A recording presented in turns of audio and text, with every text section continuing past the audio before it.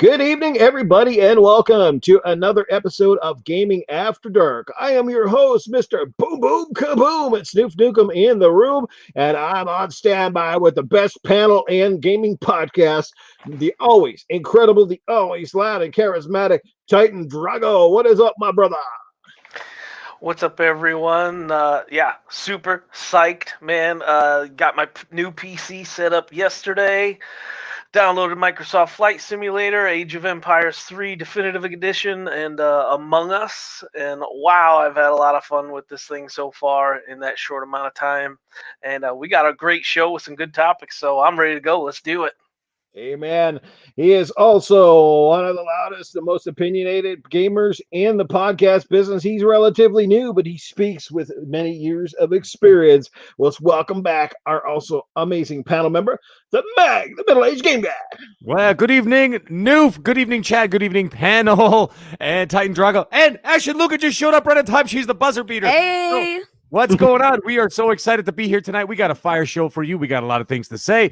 And you know what? It's going to be a hell of a good time. So let's get right into it. Yeah, 17 amazing cats already watching. We hope that, like I said, you enjoy this show. We've got one of the best guests we can line up.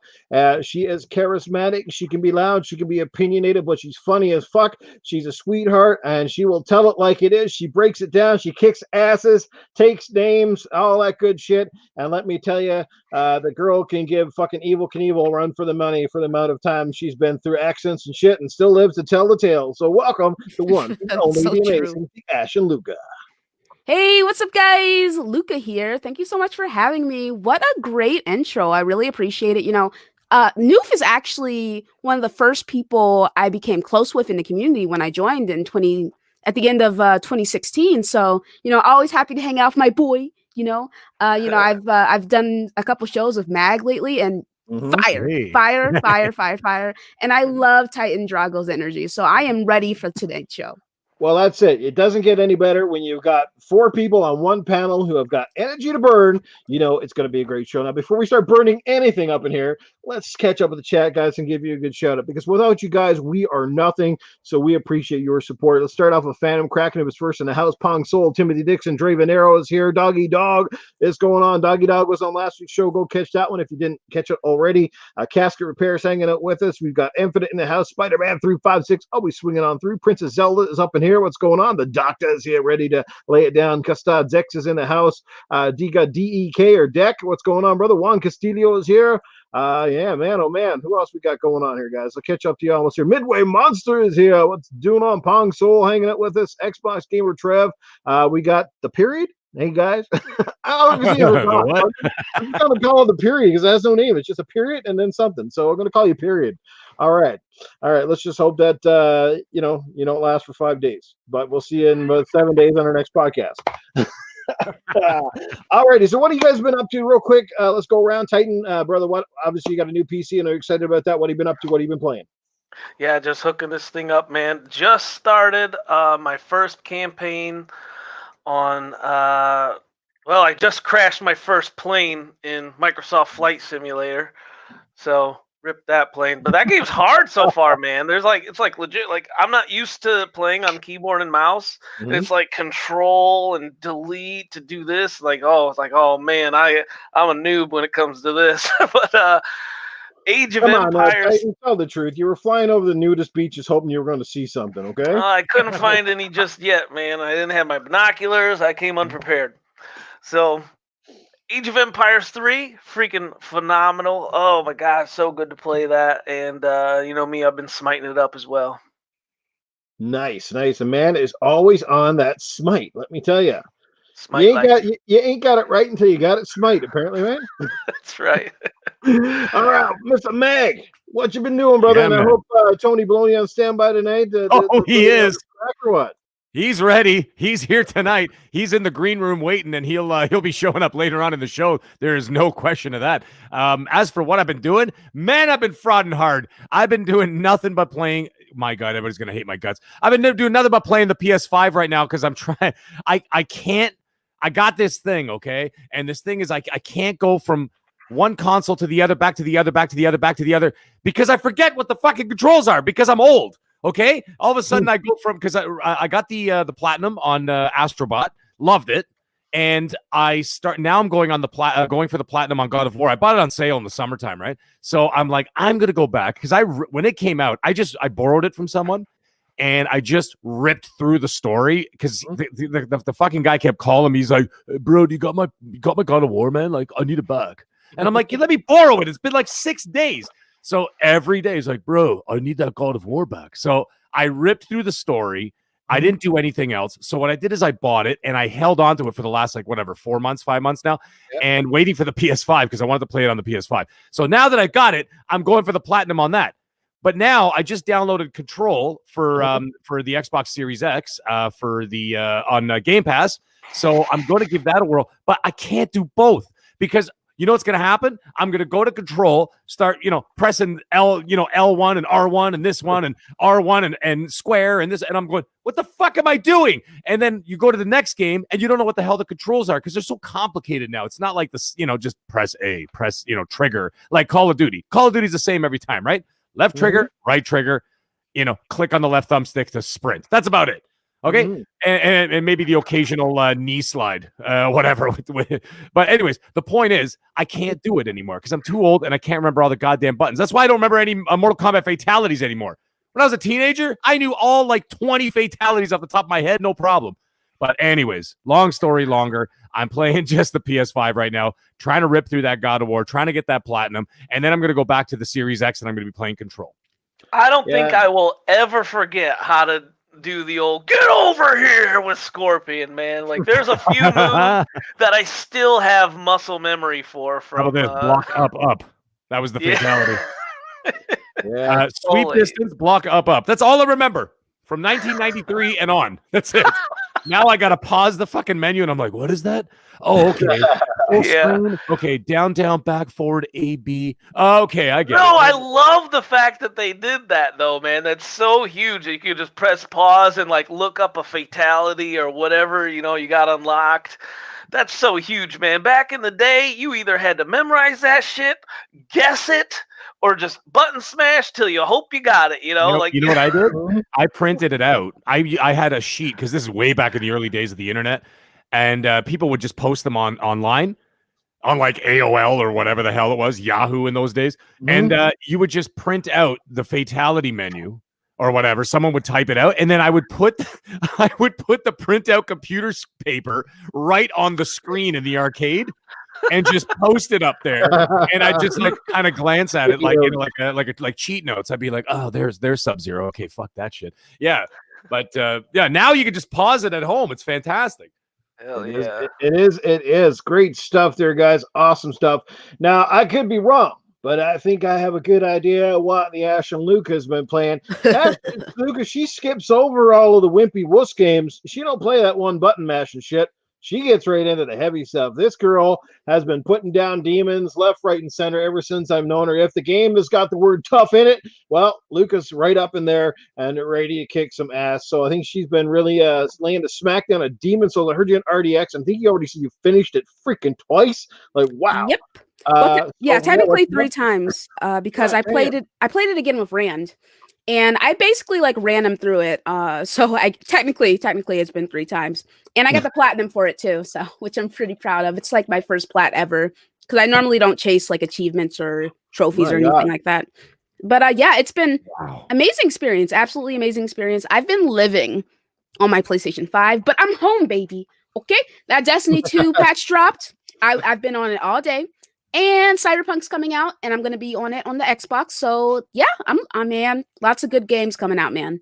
There you go. If you like Destiny, Luca is your girl. Girl lives and breathes the Destiny universe. And my God, Luca, I don't even like sex that rough. How do you put up with those tough games? It takes a lot of patience. Okay. And you just got to know when to take a break, take a step back, and be like, okay, let me go do something else because this is triggering me. So. Well, I'll make you happy to know I'm going to take another good crack at Bloodborne. So. Okay. That's That's my favorite. So It's the same thing with Smite when you get bad randoms too. And Luke, I remember you on RDX. This was so long ago. This was when Cyberpunk like first got announced. Like it was like a twinkle in its mother's eye. You know what I'm saying? yeah. And I remember you being so hyped about this game. Do you still have that same hype for Cyberpunk now that we're a day away? Yeah, dude, you should have seen me earlier. I was going crazy on Twitter because they just released this new trailer.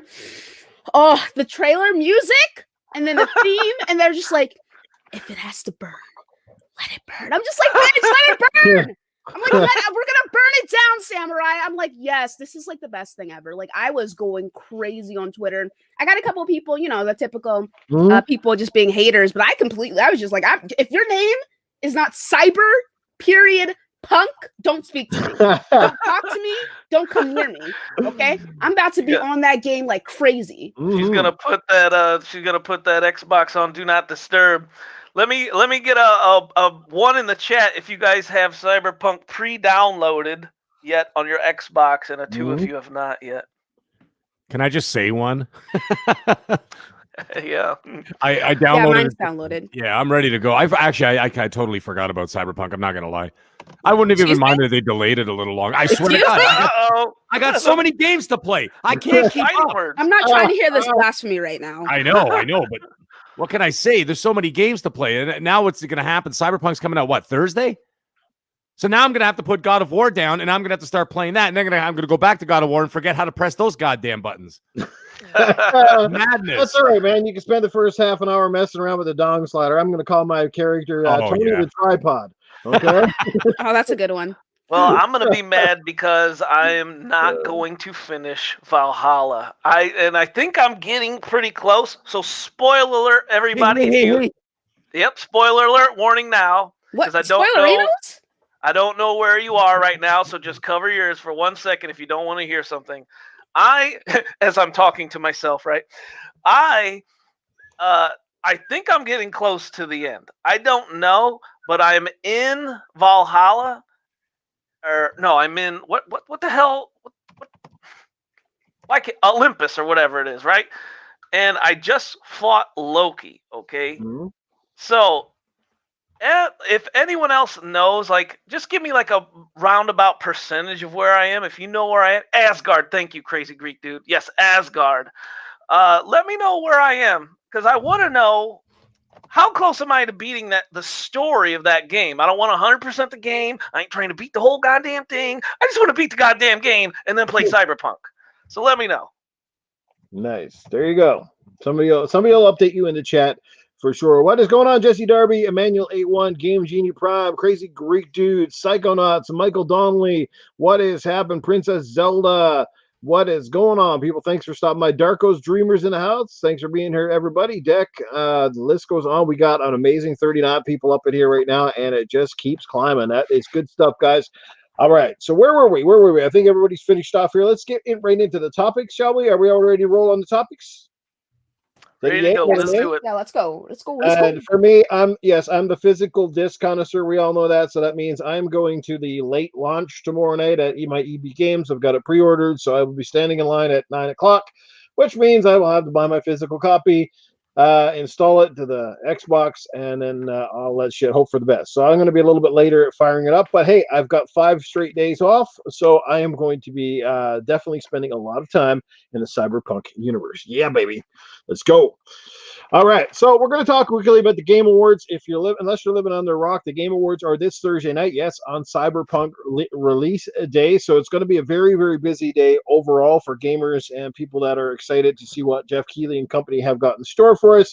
Now, earlier today, if you hadn't heard the news, in terms of the Players' Choice Award for Game of the Year, it was awarded to the Ghost of Tsushima. And I heard, again, Luca and RDX panel talking about this earlier. Apparently, it sort of made a comeback and over-jumped The Last of Us 2. Now, my personal pick, I guess I'll wait for a little bit, but I'll start with Luca on this one real quick. Luca, is that kind of surprising to you? I mean, at the end of the day, does it really matter? Did you play Ghost of Tsushima and or both of those games? What do you think? Well, to be honest, it's not necessarily all that surprising based off some events that had happened beforehand. It's but there's also like this brief period in which on the website it said Ghost had like 100%, and then all the other all the other choices were at 0. So I don't know what happened with that, and then I guess they fixed it or whatever, right? And like Last of Us was like at 43 and Ghost was at like 46 or something, right? And then it's like seemingly overnight it switched and Ghost got a 47 and The Last of Us was like at 40 or something. I don't know. But Right. It's not really all that surprising. I said this a couple weeks ago. I personally think that overall, when it comes to the Game Awards tomorrow, Ghost of Tsushima is Right. going to win. Now, I thought that beforehand, but now with this player's choice thing, I don't know. Maybe they'll switch it up, but maybe it's too late for that too. I don't know. But yeah, everyone seems to think that The Last of Us 2 is going to sweep, and you know what? It may very well do that. But over the last couple of years, when it comes to the Game of the Year choice from the Game Awards, it's always something I don't expect. So, Can we all agree though that Microsoft itself needs to step their game up? Because when was the last freaking time an actual game published by Microsoft or its internal studios got even a mention for Game of the Year? When was the last one? Was it maybe Horizon, Forza Horizon, or did that even get mentioned for Game of the Year? I don't think it did. Wasn't Ori supposed to be in the running? No, it's not. It's for something else, like sound design and some other stuff. I don't know if it's Game of the Year. Is it? Yeah, I don't think it's in the nomination. No, it's not. I didn't think so. Yeah. Well, you know what? Let's hope for 2022 and on. Like, I mean, I know this sounds ridiculous. Like, wait till next E3. That kind of talk. But I mean, when Fable comes out, maybe if Elder Scrolls is an exclusive, maybe that. Maybe Avowed. Who knows, right? Like who knows how good these games will be. Maybe even Halo Infinite's gonna blow our dicks off, right? Who knows? Like I don't know. I mean, Doom Eternal's in there, but it technically doesn't count because obviously that's still a multi-plat and it was published long before the deal. But yeah. So okay, so let's get right into it anyway. I mean, but I would say overall, and I'll get your opinion on this. This to me, this particular award holds more of a grain of salt in my opinion, simply because it is chosen by the fans. And I've always said, anytime the fans have more of a sway into a game decision, it means more to me personally, and I hope it means more to the developers than say a bunch of industry executives kind of throwing their votes into the ring, right? Because it is the fans who really, drive this industry, and I think it's fantastic. Because they really get to vote on what they like. So in my opinion, I think that actually means more than just, a bunch of executives or whoever's on these panels that give the other games a vote, much like the movie awards, I agree. right? Yeah. What was it, like the MTV movie awards? Is that the one where like the fans vote on it? Or I know the Nickelodeon one is largely like that, where the fans vote. And I don't know, it just seems more important when the fans get behind it and vote for it. And I think they're both fantastic games on their own right. And I don't think you can go wrong with either, but some people are mad. Some people are okay with it. I don't know. How do you guys feel about it? Just that it's very funny because like they're both PlayStation exclusives, and yet I see like hardcore The Last of Us fans like really saying, well, Ghost is only winning because people hate The Last of Us too.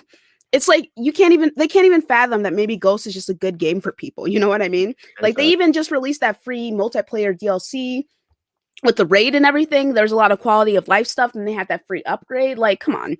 I can understand why people would choose Ghost, but I can also understand why people would choose The Last of Us too. Even though it had a very divisive story, there's a lot of people where that really resonated with them. Now, I didn't play either because I've only been playing Destiny 2 for 2 years, So I've been trying. I'm changing it this generation though. All right, that's over. Okay, it's never gonna happen again, man. I'm never gonna get stuck in Destiny again. So. Oh fuck! If I could only hire Peter Dinklage to come and say hello to Luca. I miss me. They should have left him in as the voice of that fucking thing or whatever. But yeah, what did they go with Nolan North after? Wasn't it Nolan North? I don't know. I mean, I don't really care about the Ghost, to be honest. I don't like his voice, so. Yeah, but it was Peter Dinklage. Anyway, any more thoughts on this, and we'll get right into the categories. Well, before I start my spiel, I need to let people know, I don't like Jeff Keighley. I don't like the fact that all of these games are these third person over the shoulder. Like, my goodness, man, it's basically this. They keep nominating the same game year after year after year after year after year. It's just a different skin on the damn game. It's what it feels like to me. And like, how does a game like Call of Duty Modern Warfare that makes billions in microtransactions alone, countless more people have played Call of Duty than any of these other Sony exclusives combined. How does, like, I don't understand where they're coming, because I like to base my opinions off of data, right? Mm-hmm. So, like, where's the common sense in this? Where's the common sense in giving, I don't know, even, granted I didn't play it, but I'll just give it.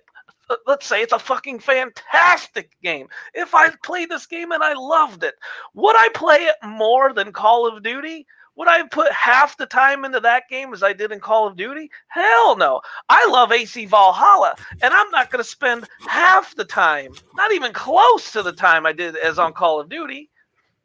Well, to be fair, not all the games are over the shoulder, third person, whatever, right? Because like, well, the main ones that we're talking about, though, right? Yeah, I get that, but like, it's like Hades was nominated, and that's like I have no idea what kind of game it is. I don't know what kind of game it is, but Hades was nominated. Animal Crossing: New Horizons was nominated, and Doom Eternal is a first-person shooter, so there's some variety in there.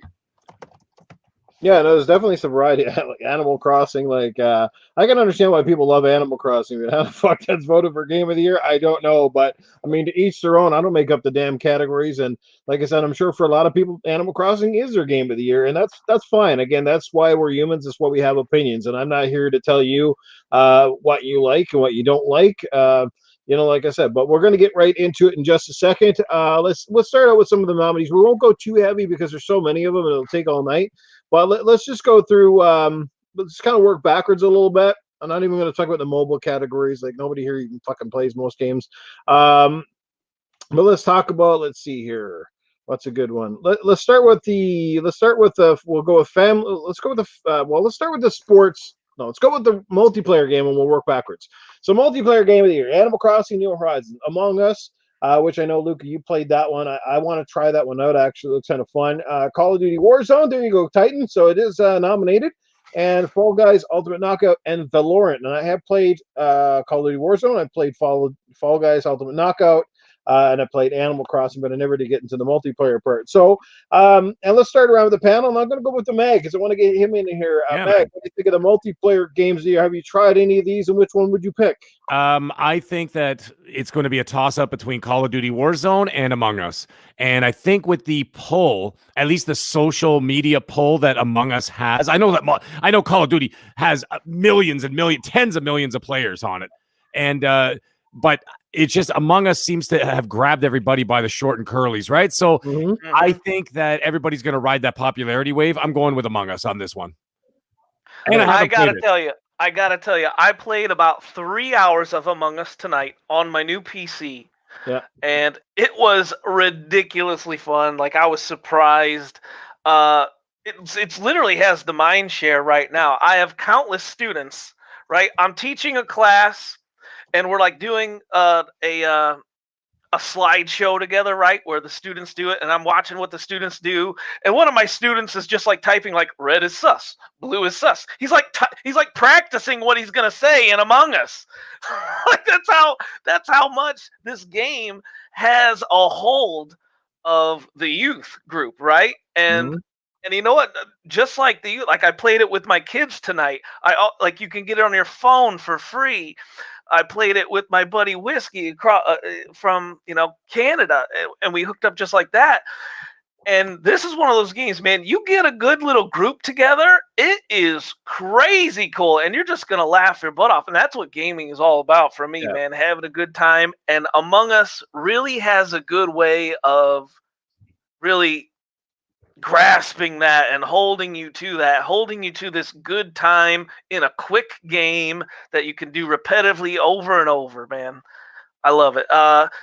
And Dr. Disrespect, I don't know if you guys saw it. He had a good tweet. I don't know if I would say complaining about the Game Awards, but he said that there should be more categories with a bigger impact, like most emotional scene or best multiplayer map and things like that. Right. Different different types of awards that actually matter to gamers. You know what I'm saying? Instead of this popularity contest kind of crap. Yeah, gotcha, indeed. Luca, how about you with the multiplayer games? What have you tried? What would be your pick from those? Well, I've only played Among Us from those, so I guess Among Us I would choose. I mean, yeah, I had a lot of fun with it, but it was kind of like a wave. You know, I only played it for about 3 weeks with my buddies, and we kind of fell off. So right, yeah, so I'd probably choose Among Us myself. Okay. Like I said, I've played the majority of them, with the exception of Valorant. Well, I haven't played Among Us, but I do want to play it. Call of Duty Warzone speaks for itself. I mean, it's solid as heck, and obviously it's one of the most popular modes out there going today. I'm going to give this one a Fall Guys only because it was kind of a game that kind of came out of nowhere. Obviously, I downloaded it because it was free with PlayStation Plus, and I saw a few people playing it, and I heard some things about it, and I mean, honestly, if you played it, you can definitely see its simplistic adicity. I mean, it's just got so many. It's one of those games very easy to like, and I guess that's where a lot of good multiplayers are, like easy to pick up and get into. But there's a lot of things, a lot of finer nuisances about it or nuances that you got to figure out in order to sort of master it. And like, I've never even come close to getting first place in it, but it's an absolute blast. It's a lot of fun. It's fun to play with buddies. A lot, just. You kind of swear out loud and you laugh a little bit. So, I mean, it could go either way with these categories here, but I'm going to just give it that out because at least I've played it. So, yeah. How about in the chat, guys? Anybody with their picks in the chat here from those ones? Among Us, Call of Duty Warzone, Fall Guys, et cetera, et cetera. We'd love to hear from you guys. Mega Bad Z, what's up? Chase Jones, how you doing, brother?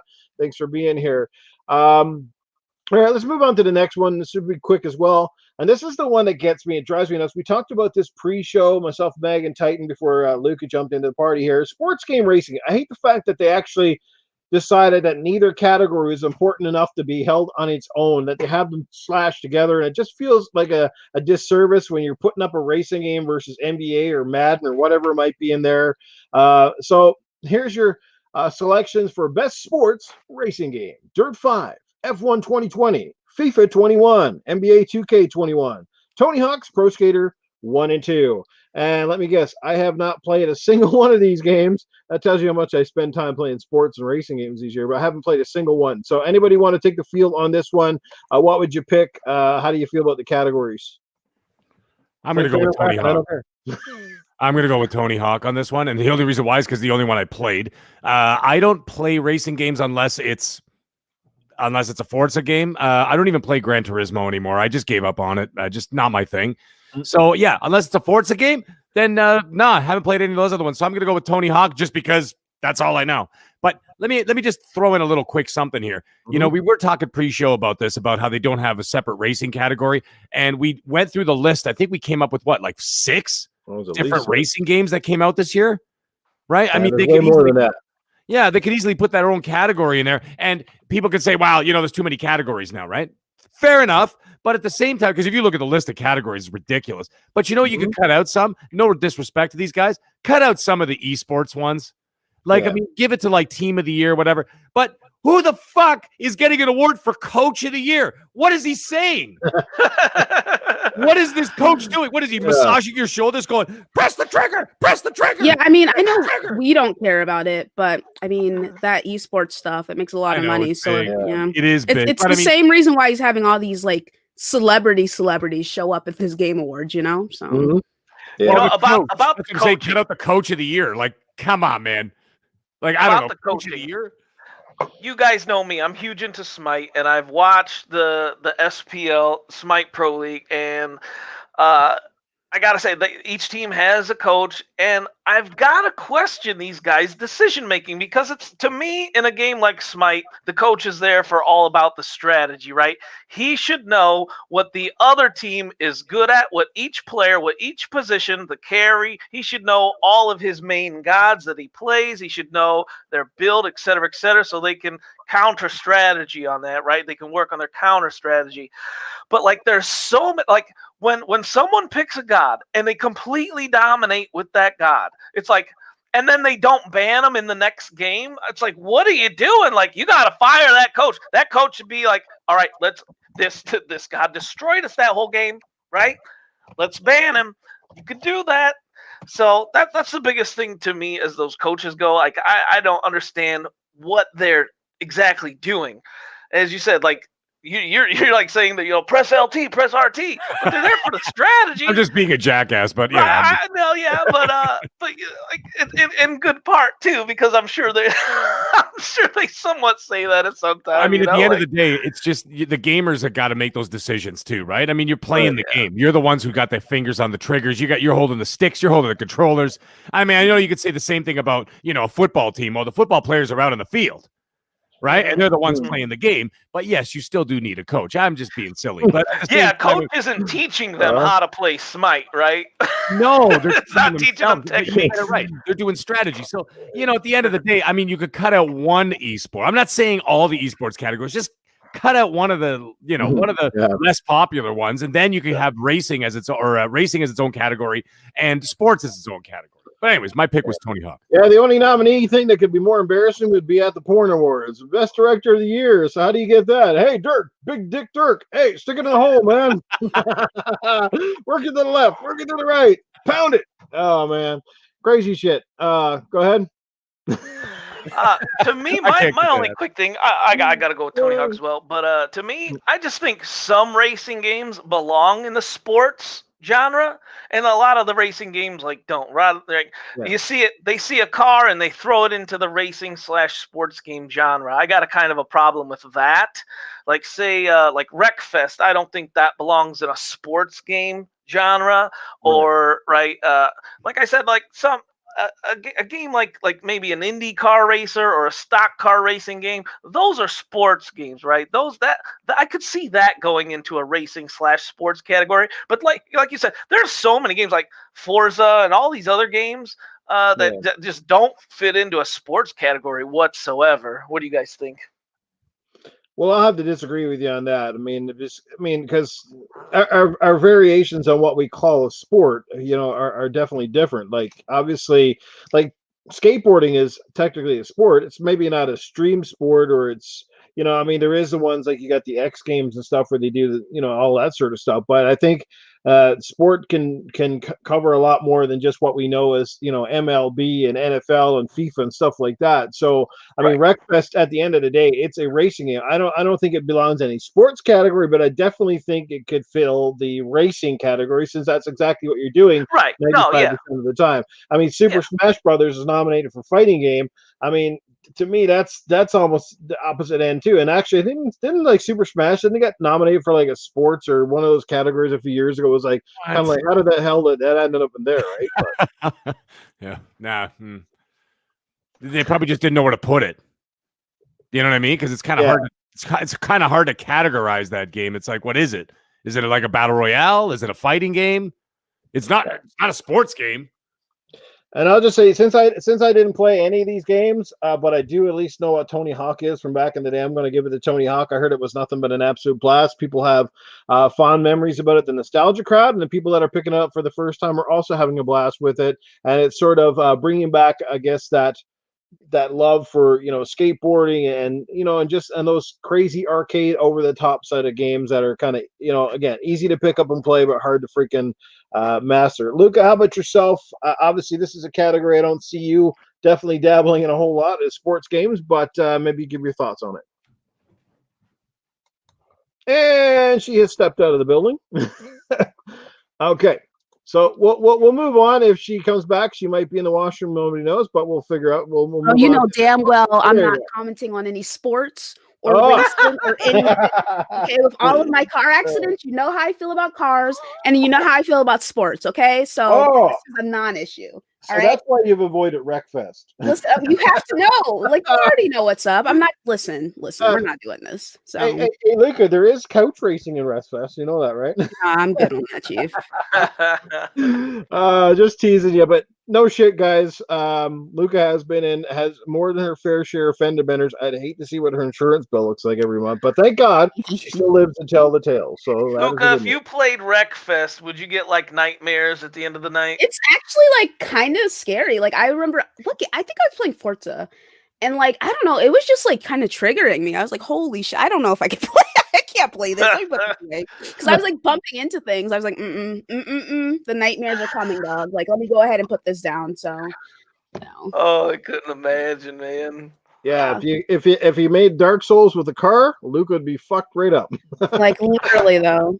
Good stuff. Because we'll move on to the next category. Then this one will be very quick as well. Family game: Animal Crossing: New Horizons, Crash Bandicoot 4: It's About Time, Fall Guys: Ultimate Knockout, Mario Kart Live Home Circuit, Minecraft Dungeons, and Paper Mario: The Origami King. My God, I can't believe Paper Mario came out this year. It feels like it came out like 5 years ago. Let's go around the room again. What would be your pick for that? Does anybody even give a shit? What would be your family game? I know some of you guys got kids, so maybe it is important to you guys. It is important to families. Animal Crossing says fan of Kraken. Yeah, Animal Crossing. I think it's got such a huge following that it can't be ignored. I mean, the other games are good though. I mean, I play Minecraft Dungeons with my son, and my daughter actually plays it too with my son. So, and she's only 5, and she absolutely loves that game. So, I mean, that's a good family game.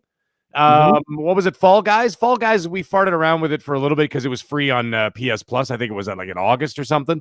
And yeah, we just messed around with it for a little bit, but after it got boring quick. So I'm gonna go with Animal Crossing because it's a little bit deeper and it's got a hell of a following. And Nintendo's got to win something this year.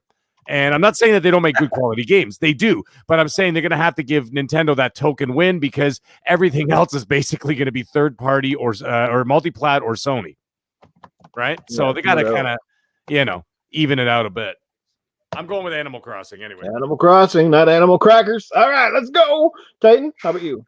Yeah, same. I don't got anything for this category. He said he took words out of my mouth.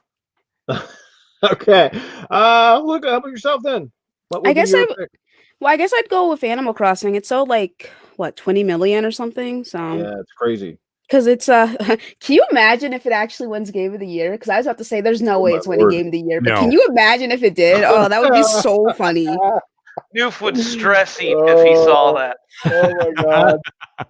The podcast. I can only imagine the podcast. Yo, I would die. It would be people would be so mad, dude. Oh my God. Oh, maybe that's why they're bringing in Reggie Fils-Aimé again this year. Maybe he's got the big announcement. Animal Crossing wins Game of the Year. Oh my God, that would be hilarious. I'll agree with you guys all. Animal Crossing. You know what? I don't think it was. I actually did buy the game. Believe it or not, I did. I bought it on the Switch. I played it for a bit. I just found it I couldn't get into it. It had fun moments. It just felt like it was just a big chore game to me. Like no real purpose other than collect this stuff and sell to Tom Nook, and collect this stuff and sell to Tom Nook, and collect more shit and sell to Tom Nook so you can buy more shit and then go back out and collect stuff to Tom Nook. Like that literally is what I felt like. And of course, like the constant, like the dialogue tray, like you can't skip half the shit. You got to keep pressing the button, and all you hear is that typical Nintendo.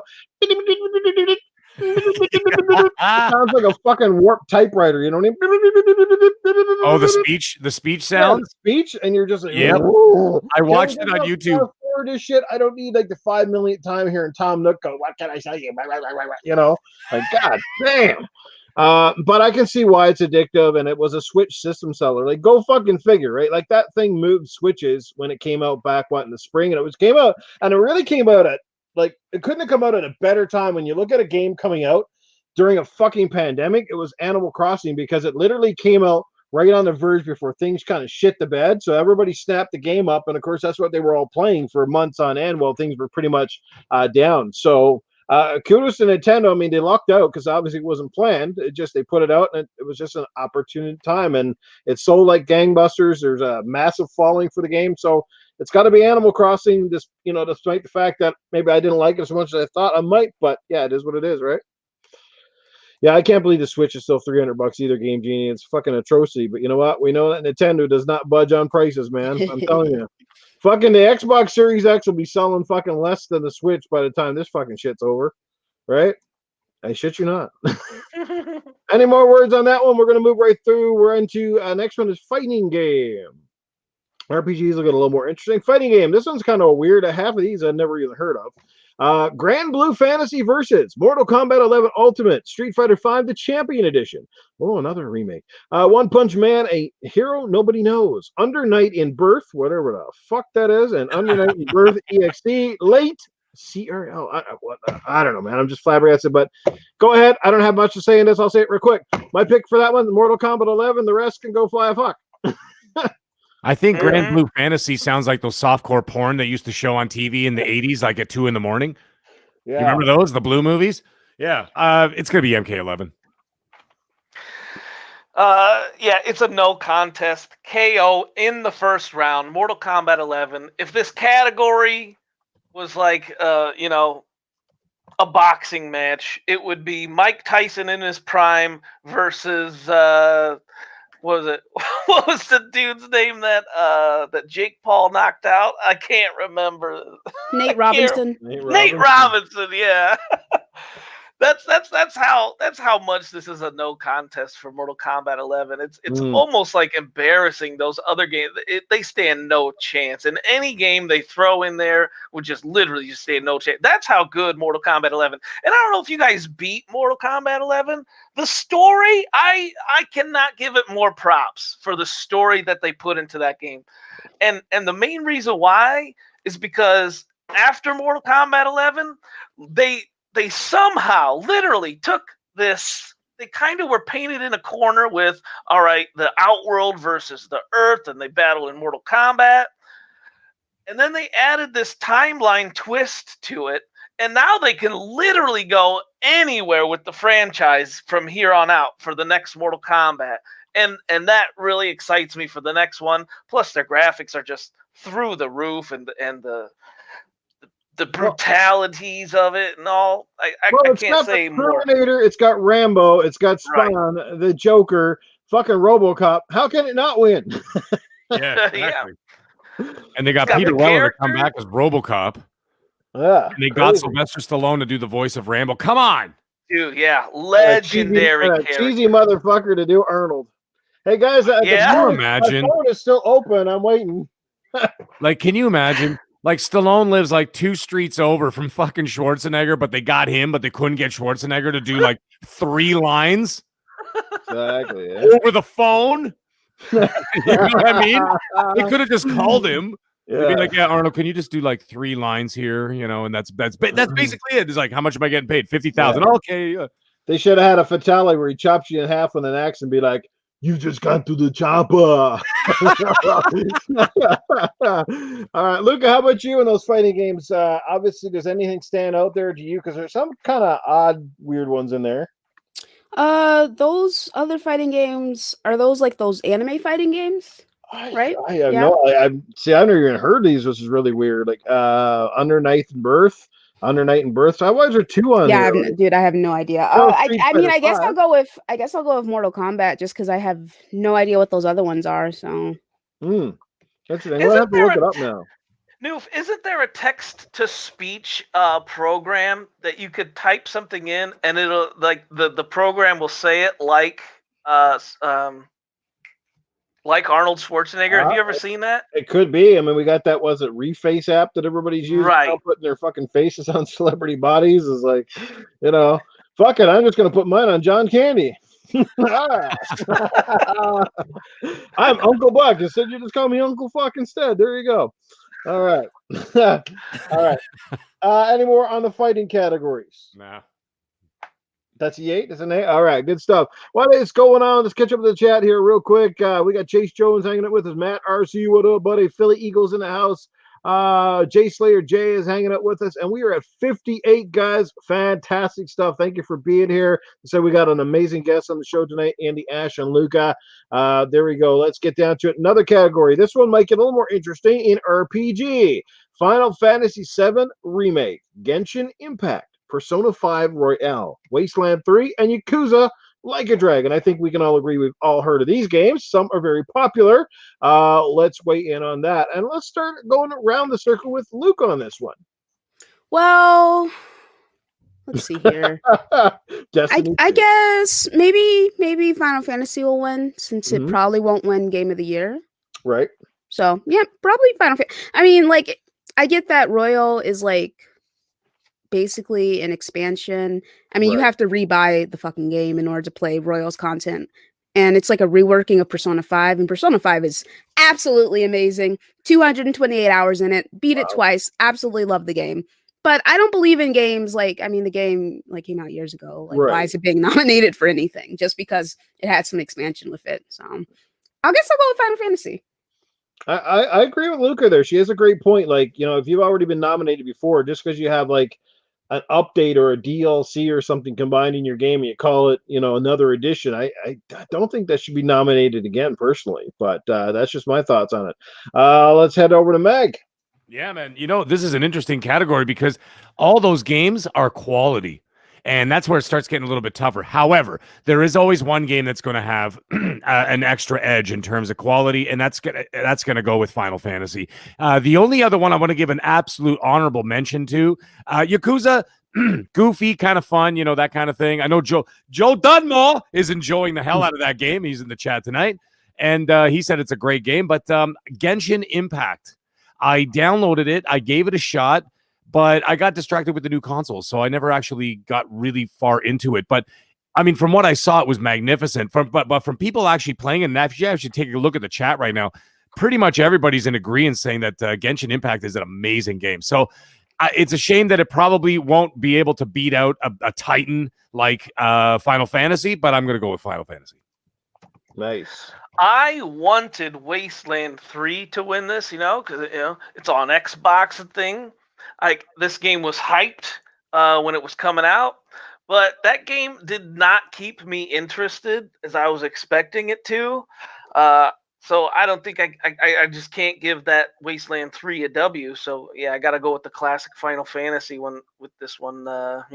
Good old classic. Nice. Kind of let down by Wasteland 3. Okay, fair enough. Good stuff. Well, like I said, all the choices here, pretty strong category in the RPG. Yakuza Like a Dragon, I haven't played it, although I'm interested in it. Wasteland 3, I haven't played it either and have zero interest in that one. Persona 5, believe it or not, I actually bought a copy, and before I even played it, I actually traded it in because I had a funny feeling I don't think I would even like it. I don't even know why I bought it. I could be wrong, but at the end of the day, I kind of watched some videos and I'm thinking, yeah, I think this is probably not the kind of game for me. I did just recently play Genshin Impact. I'm enjoying the shit out of it, and I am enjoying the hell out of Final Fantasy VII Remake, even though I haven't finished it. So at this point, at least from my personal opinion, I think I'm going to give it the Final Fantasy VII Remake. As to which one's really going to take it on the Game Awards, it's hard to say. I think it's going to come down to, honestly, it's going to come down to between Persona 5 Royale, in my opinion, and Final Fantasy for that game of the year on Thursday night, if you ask my opinion. But I'm going to give it the Final Fantasy just because it looks amazing. It plays really good. It's a reimagining of a very beloved franchise, and I know it had high anticipation, and kind of weird because it's only one segment of the game too. Like, there's still a couple more segments coming, so it's kind of weird in that regard. My God, can we disagree on one of these? Well, that's a good thing. We're all fairly agreeing because means the categories are legit. Well, when the big categories come up, I think there's going to be some disagreements. Yeah. We're going to get there right now. We're actually going to go with this one is going to be a little tighter, and I suspect our opinions will definitely differ on this one. We're going to go with action adventure game because there are some big titles up in here. One should have been technically nominated last year, but it just missed the mark. So here we go. For an action adventure game for the Game Awards, it's Assassin's Creed Valhalla, Ghost of Tsushima, Marvel Spider-Man Miles Morales, Ori and the Will of the Wisps, Star Wars Jedi Fallen Order, and The Last of Us Part 2. So who do you guys think will take that one, and what's your personal pick? Whoever wants to take the floor, go right ahead.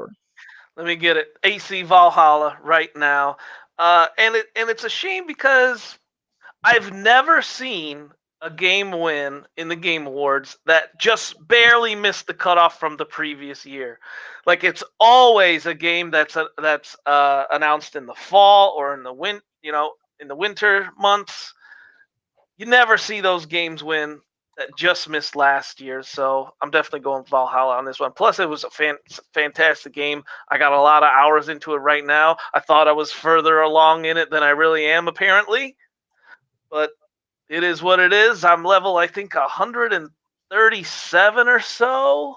Mm-hmm.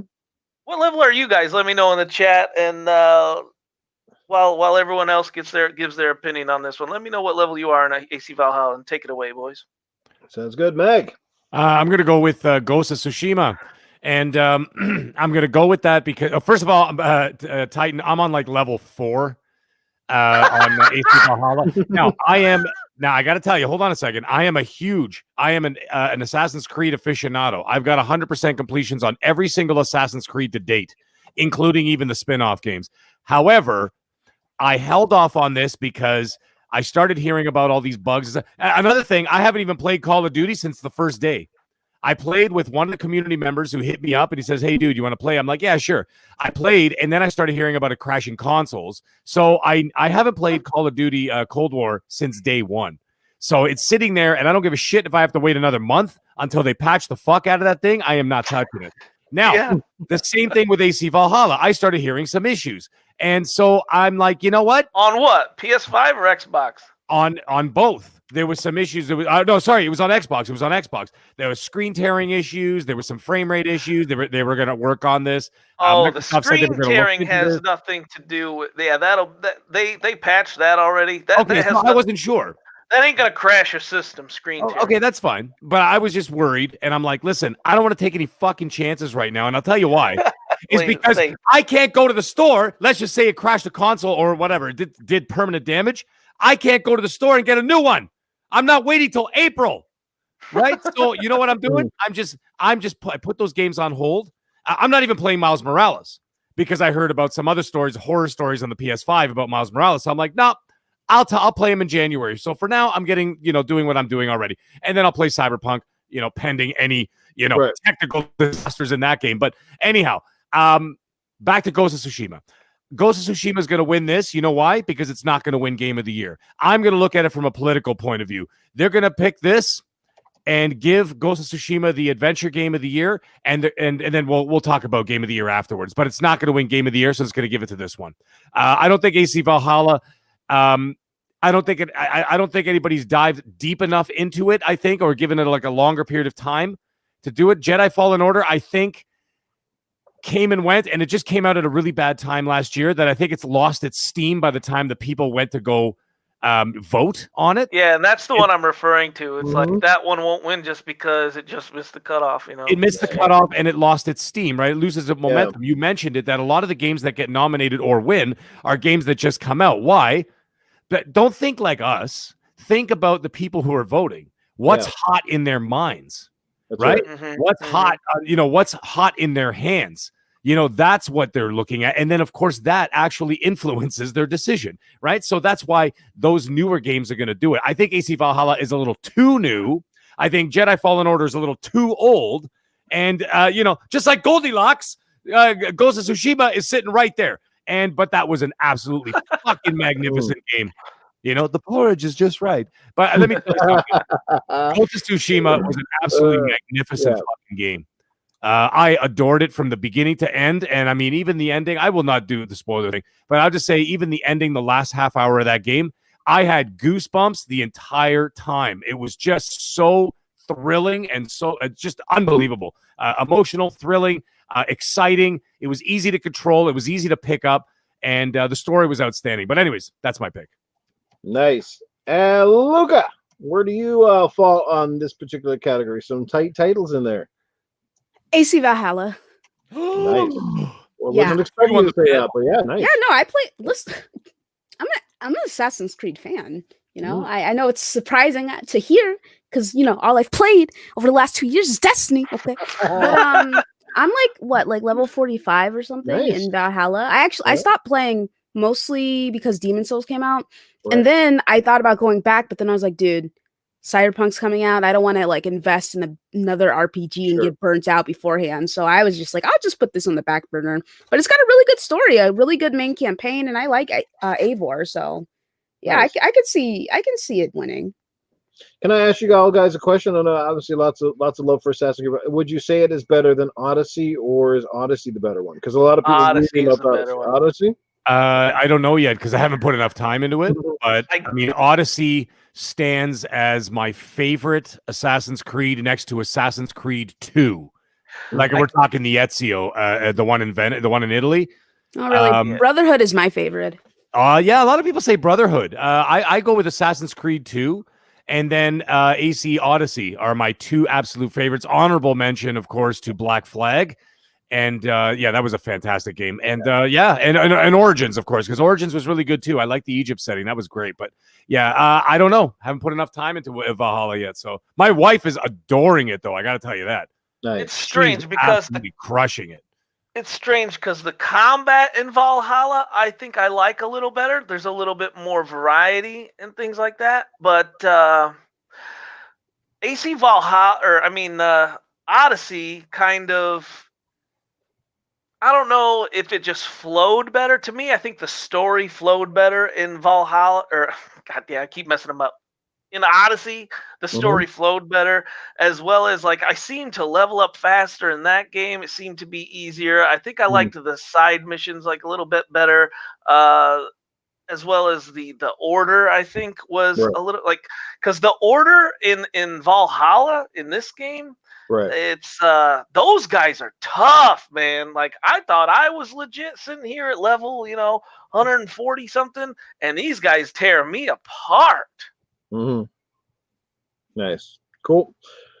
All right. Well, for me, I've only played 2 of the titles on that particular list, and that would be Ghost of Tsushima and no, actually, I played 3. I played Star Wars Jedi Fallen Order. I actually found that quite disappointing, to be honest with you. And The Last of Us Part 2. Now, I love The Last of Us Part 2, but I'm going to give this one to Ghost of Tsushima simply because this is action/adventure game, and I think if the part of the adventure part goes, I think Ghost does this a little better. Obviously, being an open world, you're sort of allowed to explore sort of at your own rate, like I said. And this game was the first open world game in a very long time that really started to suck me into the side quests. And I think a lot of it's just because I really like the progression system in Ghost of Tsushima.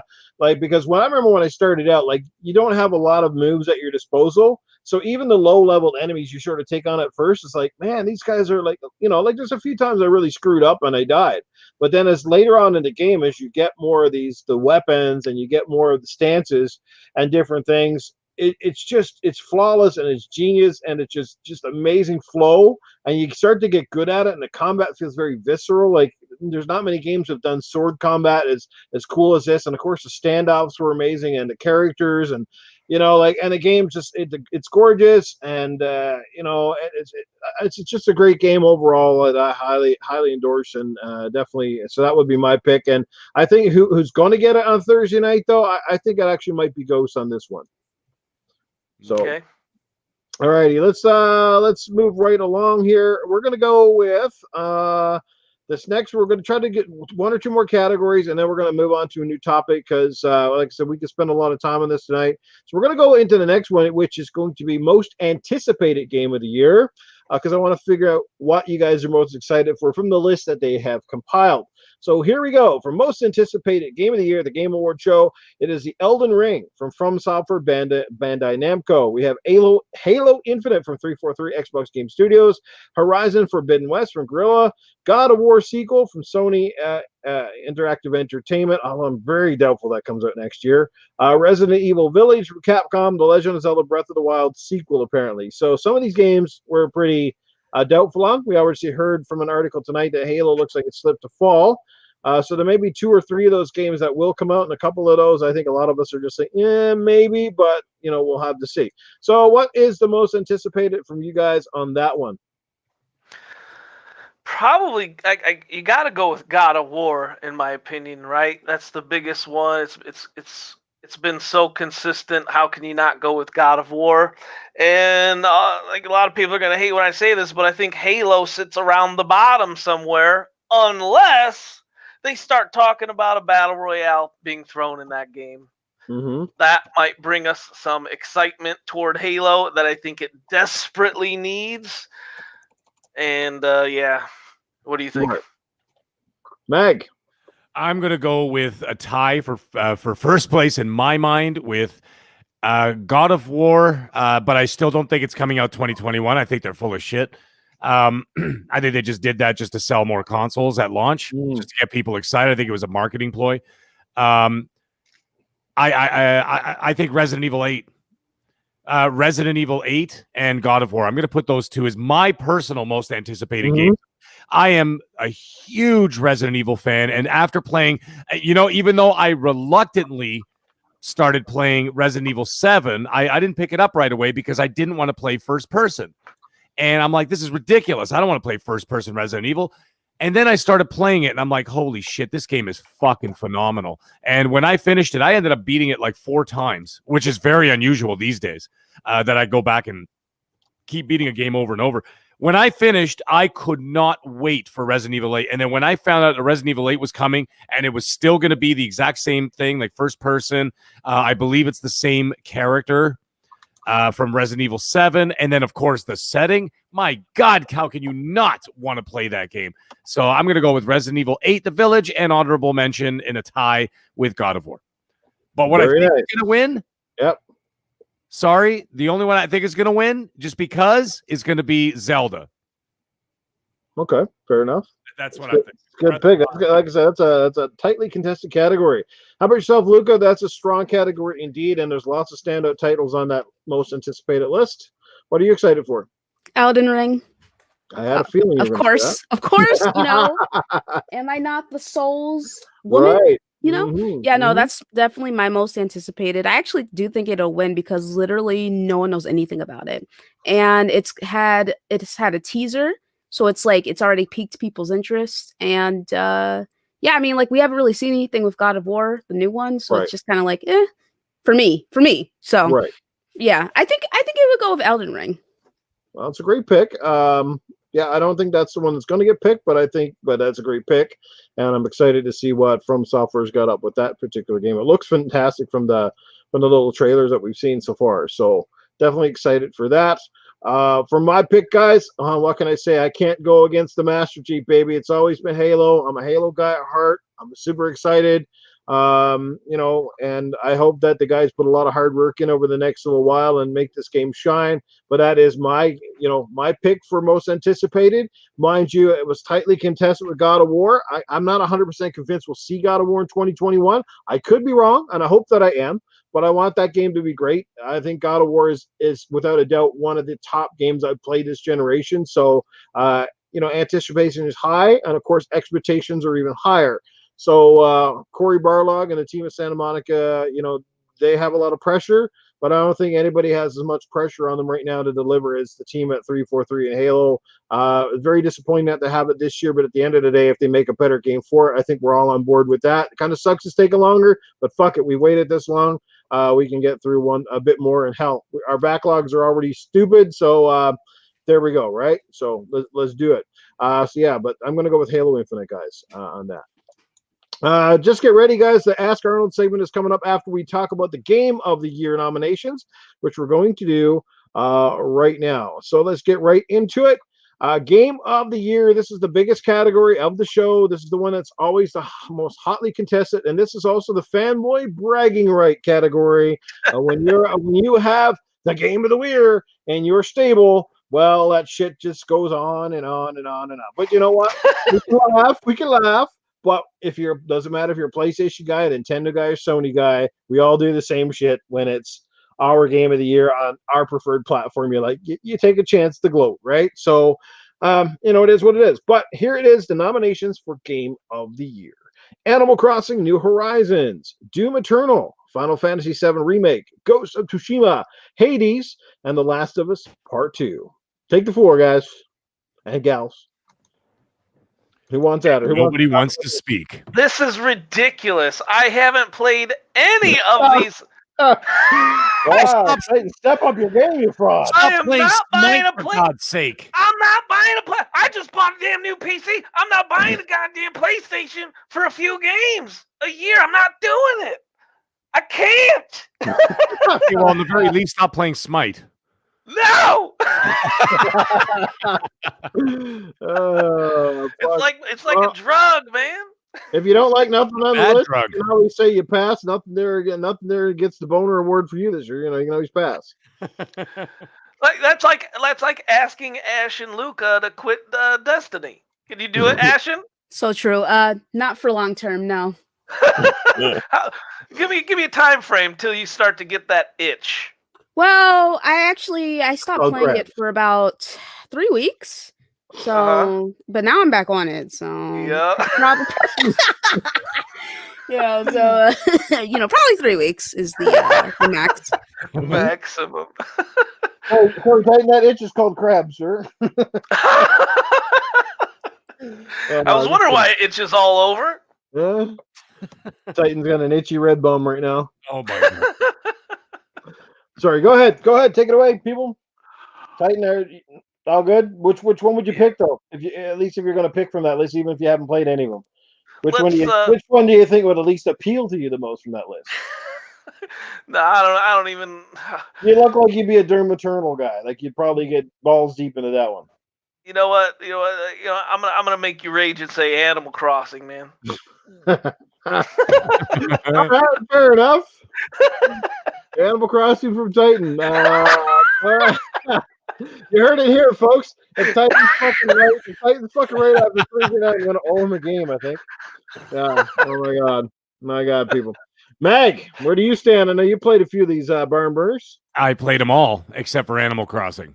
I'm not a Nintendo guy anymore. I'm going to go with the controversial pick because it had the most emotional impact on me. Last of Us 2 for Game of the Year. And even though my brain tells me Ghost of Tsushima, my heart is telling me Last of Us 2. I know a lot of people be like, meh, but let me tell you something. I was watching the Iron Lords podcast. Shout out to King David. And he was talking about The Last of Us 2. And he's like, there's a scene. And if you've played it, you know what I'm talking about, where you have to make decisions where you don't even want to make those decisions. Yeah. And the stories are so dark in that game and so deep and so emotionally disturbing and just emotional in general that I would just put my controller down and walk away saying, no. I'm not making this. I can't do this. I can't make this decision. I'm not making this decision. And I would literally walk away. And to have that kind of an impact on me, where even after I was done, I was talking about it with people who don't even play fucking video games. Yeah. And I'm just like, guys, oh my God, the story that I had to do this and I had to choose between this and that. And everybody was crying and there was this and there was that and there was people dying everywhere and whatever. Right. And then I realized that it got to me. Mm-hmm. And it's not the game. Actually, I enjoyed the gameplay, believe it or not. The gameplay was actually a lot of fun. A lot of those stealth mechanics were pretty excellent. I really enjoyed it. And I actually especially enjoyed, when you take a guy out and then all of a sudden someone sees it, they're like, they shot Ernie. Ernie's dead. And I'm going, oh, fuck. How did they know that I killed Ernie? And they do that kind of stuff. That was pretty cool. But I really like the stealth mechanics of the game. My God, the takedowns were absolutely brutally violent. Yeah. But the story is what got me. Yeah. And whether you like it or not, whether you like the direction or not, you can't deny the quality. That's what I'm getting at. And that's where the controversy is. A lot of people can't distinguish between what they like and actual quality. You can have a fantastic movie that is really well directed, really well acted, really well written, but you don't like it. People go, man, that movie was trash. The movie's not trash. You don't like it. Right. Or if let's say you don't like grilled cheese sandwiches. Okay. Don't call it shit because it's not shit. You just don't like it, right? So that's the way I look at this thing. And I will defend that. If you can't recognize quality, then you're not looking at it right. Right. So that's the way I see it. So it struck me deep. Okay. That game struck me deep. So I'm going to go with Last of Us 2. Okay. Great pick. Ashen Luca, how do you feel about this selection and what would be your game of the year out of those nominees? Well, I didn't play any of those games. Damn it, Luca. Yeah. None of those games. Well, if you quit playing Destiny. I know. Listen, it's not going to be like that this generation, man. But I have no interest in any of those games. None of them appeal to me. Mag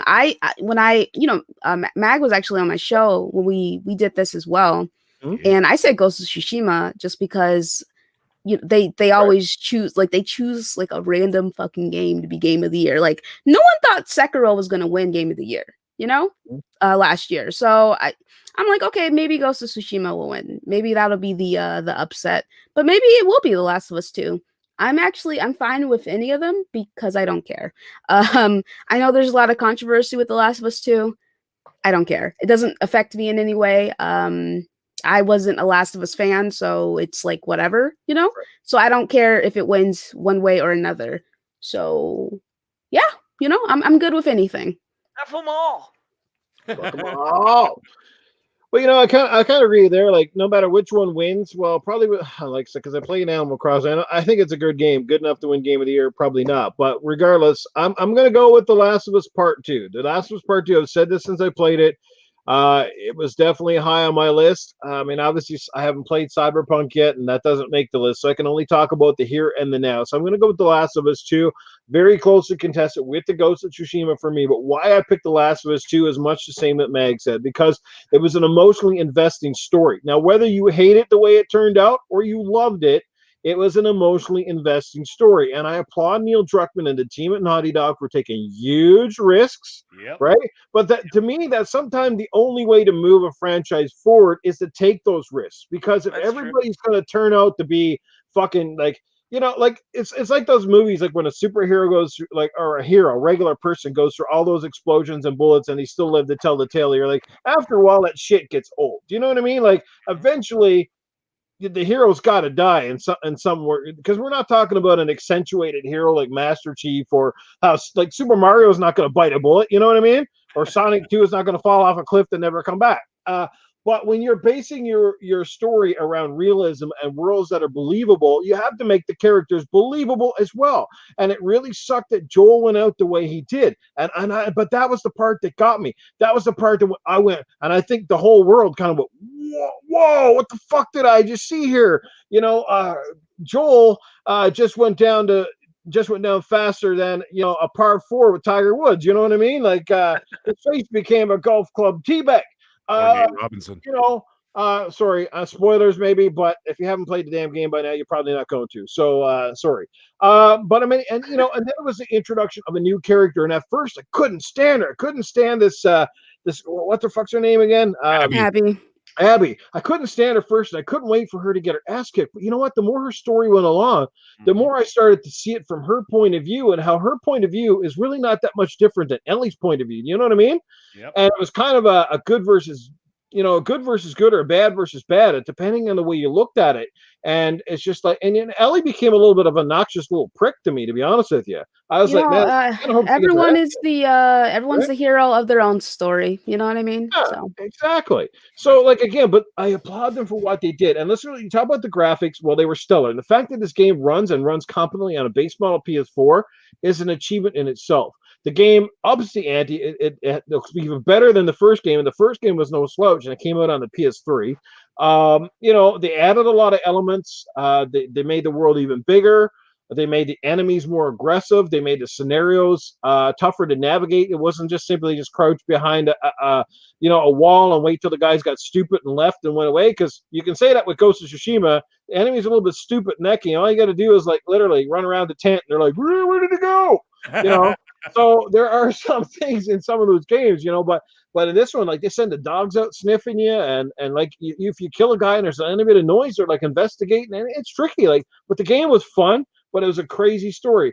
And whether you agree with me, I don't expect to really agree with me. And that's not the whole point. But I just think that game stood out, and it was a big risk. Much the way God of War was a risk in terms of the way they played out that game. So I'm going to give it to The Last of Us on that premises alone. I think it will win Game of the Year on Thursday, simply because the critics really dug into that game this year. Of course, some of the fans went off on a tangent the other way, and they were tearing Neil Druckmann a new asshole, and they hated Ellie, they hated Abby, and it was a smorgasbord of fuckery. But at the end of the game, speak with your wallet. You don't like it, you don't like it. But that's their vision, and that's the way they took the story. And I can't wait for a part 3. Hopefully, there will be one in a few years. But yeah, that would be my pick. Yeah, it's just really unfortunate, all the verbal harassment Neo and the rest of the crew have gotten over this game. Like, people need to relax. It's not that big of a deal. You know what's going to happen if people don't fucking smarten up? All these studios should get together and just go on fucking strike and say, you know what? We're not making another fucking video game. Tell all you fans start to grow the fuck up. Really. All right. Let's see how that works. Yeah, no, we ain't making nothing until you fucking shitheads stop fucking acting like fucking 3-year-olds whining. Like, never gonna happen. They make too much money for that. So. Oh my god! But that would definitely get people on notice. So there you go. That was the Game Award nominations. Game Awards again are Thursday night, and I will say this last. And again, whether you hate Keeley or not, I know Titan doesn't like him. I'm not the hugest fan of Keeley, but I give him props for this alone. He's the only guy. They are the only people that are bringing a spotlight to an industry that should have way more spotlights on it. So I applaud them for that, because if it's not for them, there's nothing. I mean, how many movie award shows are there? Fucking a dozen. How many music shows? A fucking dozen. But we got one for gaming. And guess what, guys? Gaming is fucking way bigger than either one of those industries now. But it gets no respect. It gets no respect because adults or the old crowd, the old guard, still looks at gaming as a fucking kid's toy, a hobby that immature fucking people play. And that's why it gets nowhere. And it's not until we embrace it and we encourage Jeff Keighley's of the world to keep doing this stuff, to stand on these pillars and shout from the rooftops. You don't necessarily have to like the way he does his show or the content, but applaud the fucking man for putting his balls out there and at least doing something. Because if he's not, who the fuck is? Nobody. Right? So I'll give him that. There you go. Right on. There you go. I think I summed it up. So I give him props for that. So now it's time for Ask Arnold. Hope you guys got your questions ready, and I hope that the panel will. Maybe Luca will even throw one in here. So if you're not familiar with the show, it is Ask Arnie, where Arnie stand by and will answer any of your questions as best he can. We'll do just a couple because I want to move into the next topic. Go ahead, Russ. Arnie, what is your favorite football team?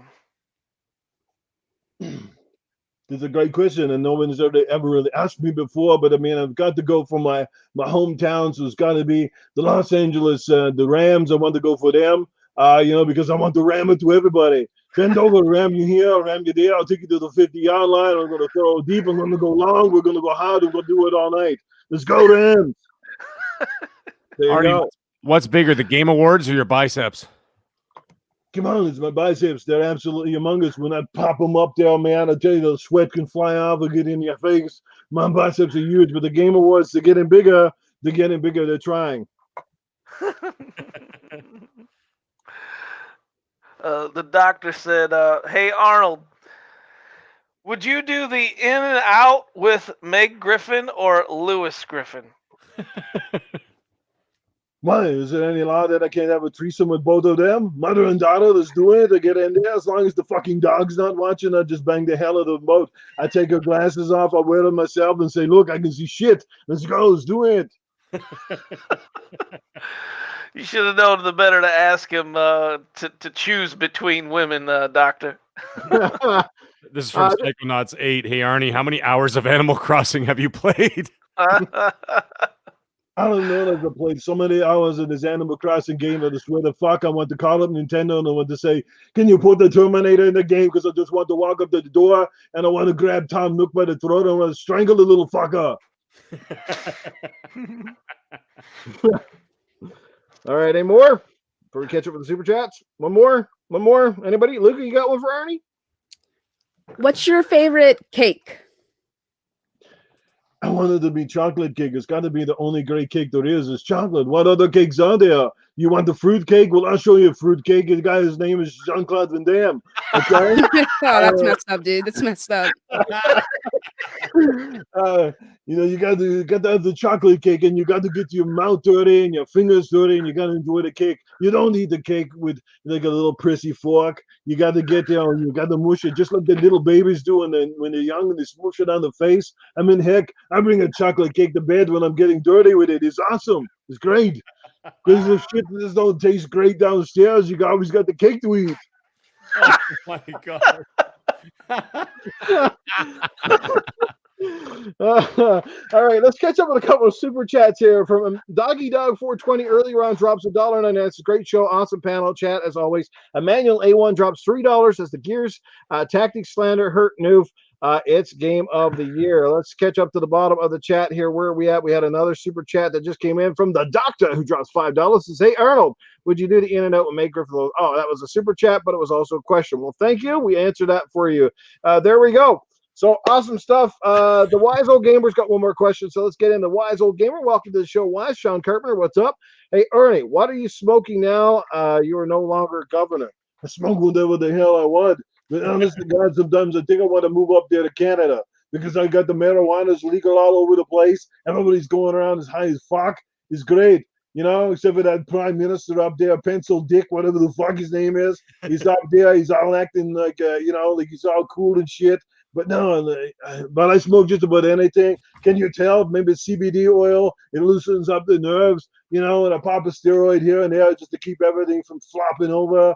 A couple of Viagra here and there, and a little bit of weed, maybe the odd bit of morphine, and fuck you, good to go, man.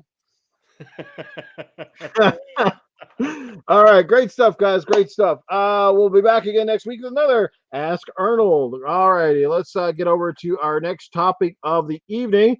We still got a few to get into. Oh man, this has been a dynamite show. Let's catch up with the next one here. Let's get into it here. Well, this one should be a quick talk, but I'm interested to hear what people got to say.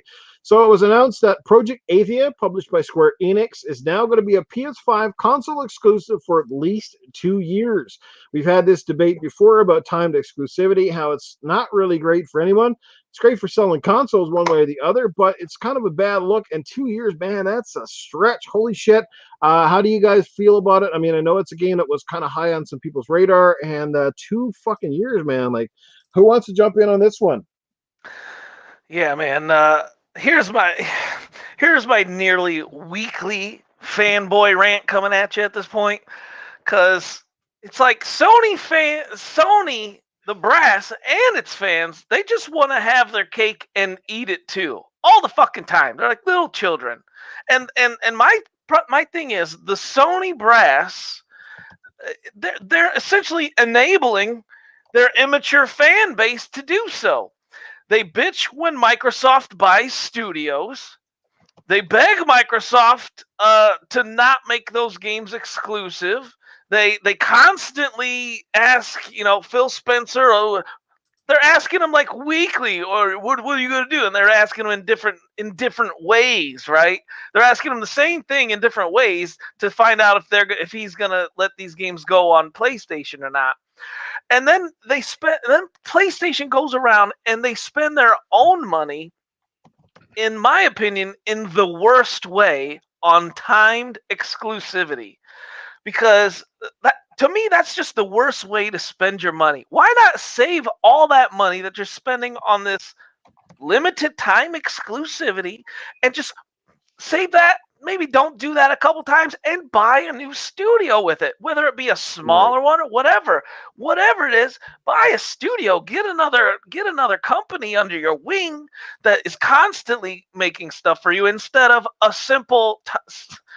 Granted, 2 years is a long time, and I would love to see the paycheck that they cut them for 2 years of exclusivity, because that's like I don't know if we've ever seen a 2-year exclusivity deal. Maybe we've seen a lot of 6 months. I'm sure we've seen a lot of years, a lot of year exclusivity, but 2 years, I don't know. This may be new treading waters right here. What do you guys think? Go ahead, Meg.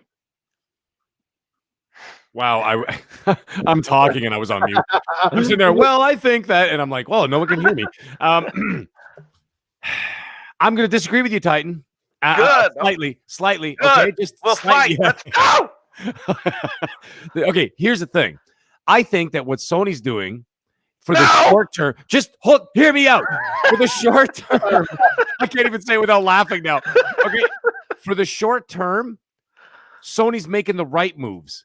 Even though Microsoft is making the right moves in the long term. Like when you're playing chess, okay, Microsoft is winning the game of chess.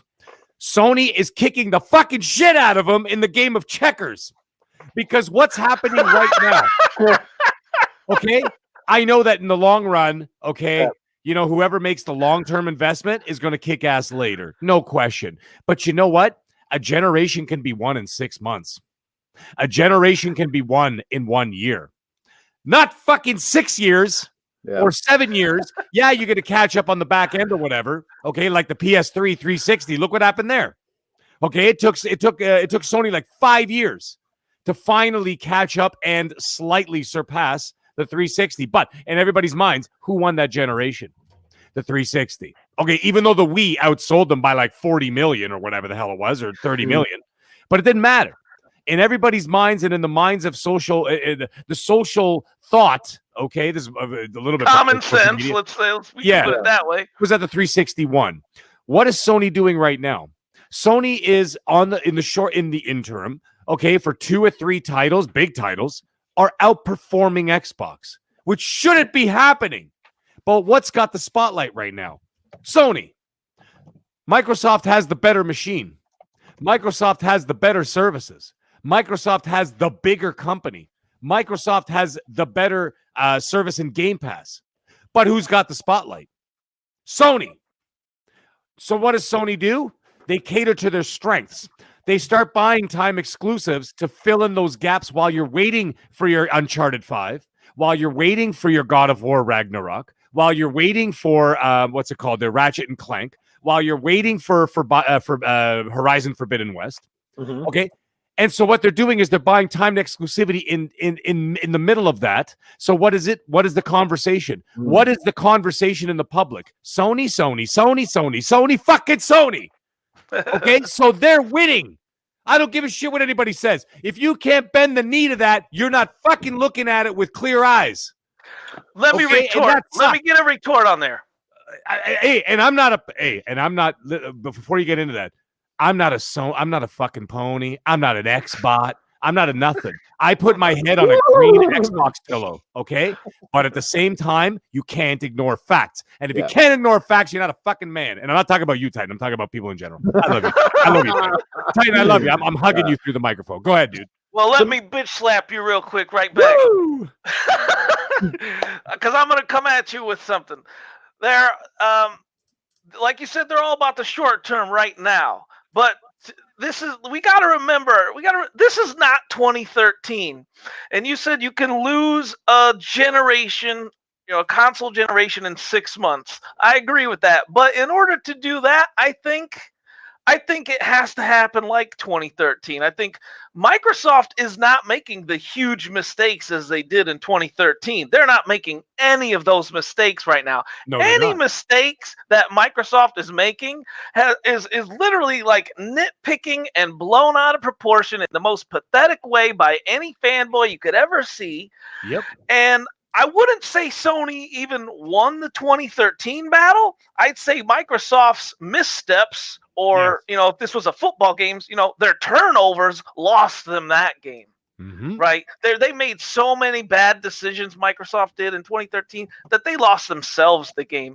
And Sony picked up that fumble and ran it in for a touchdown until present day, right? Present day, we're at a new game. The score is 0-0 right now, right?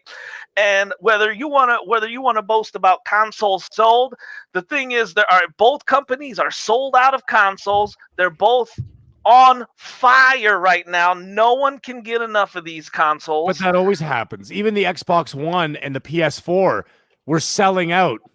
Like the minute they showed up in a store, they were gone. Even the Xbox ones with all that negativity around it and all the DRM bullshit and the Kinect is watching you masturbate on the couch or whatever's going on. Okay. All those fucking stories going on. Now I know what the fuck's been going on. Yeah, exactly. Yeah. They still sold out the minute they came out.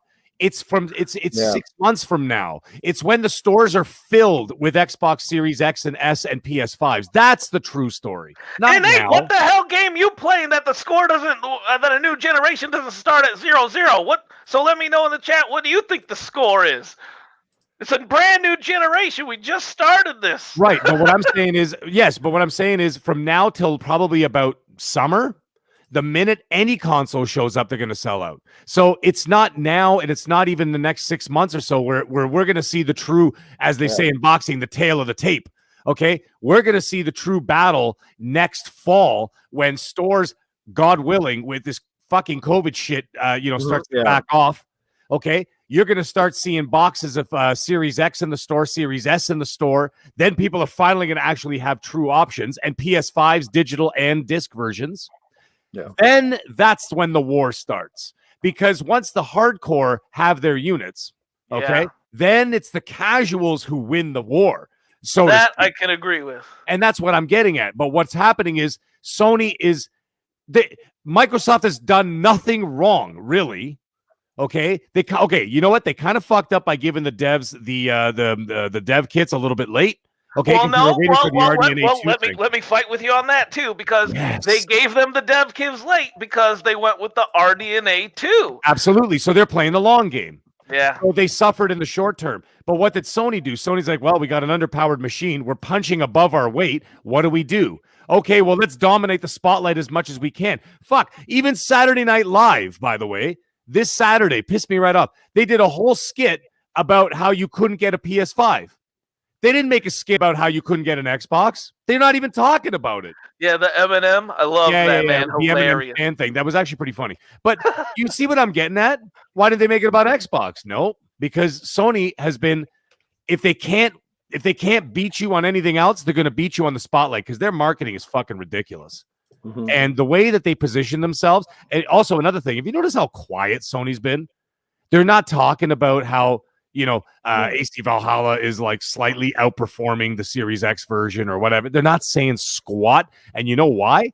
Because eventually they're not going to be able to outperform. So they don't want to make themselves look like fools. So what they're doing is they're doing the wise thing and they're keeping their fucking trap shut.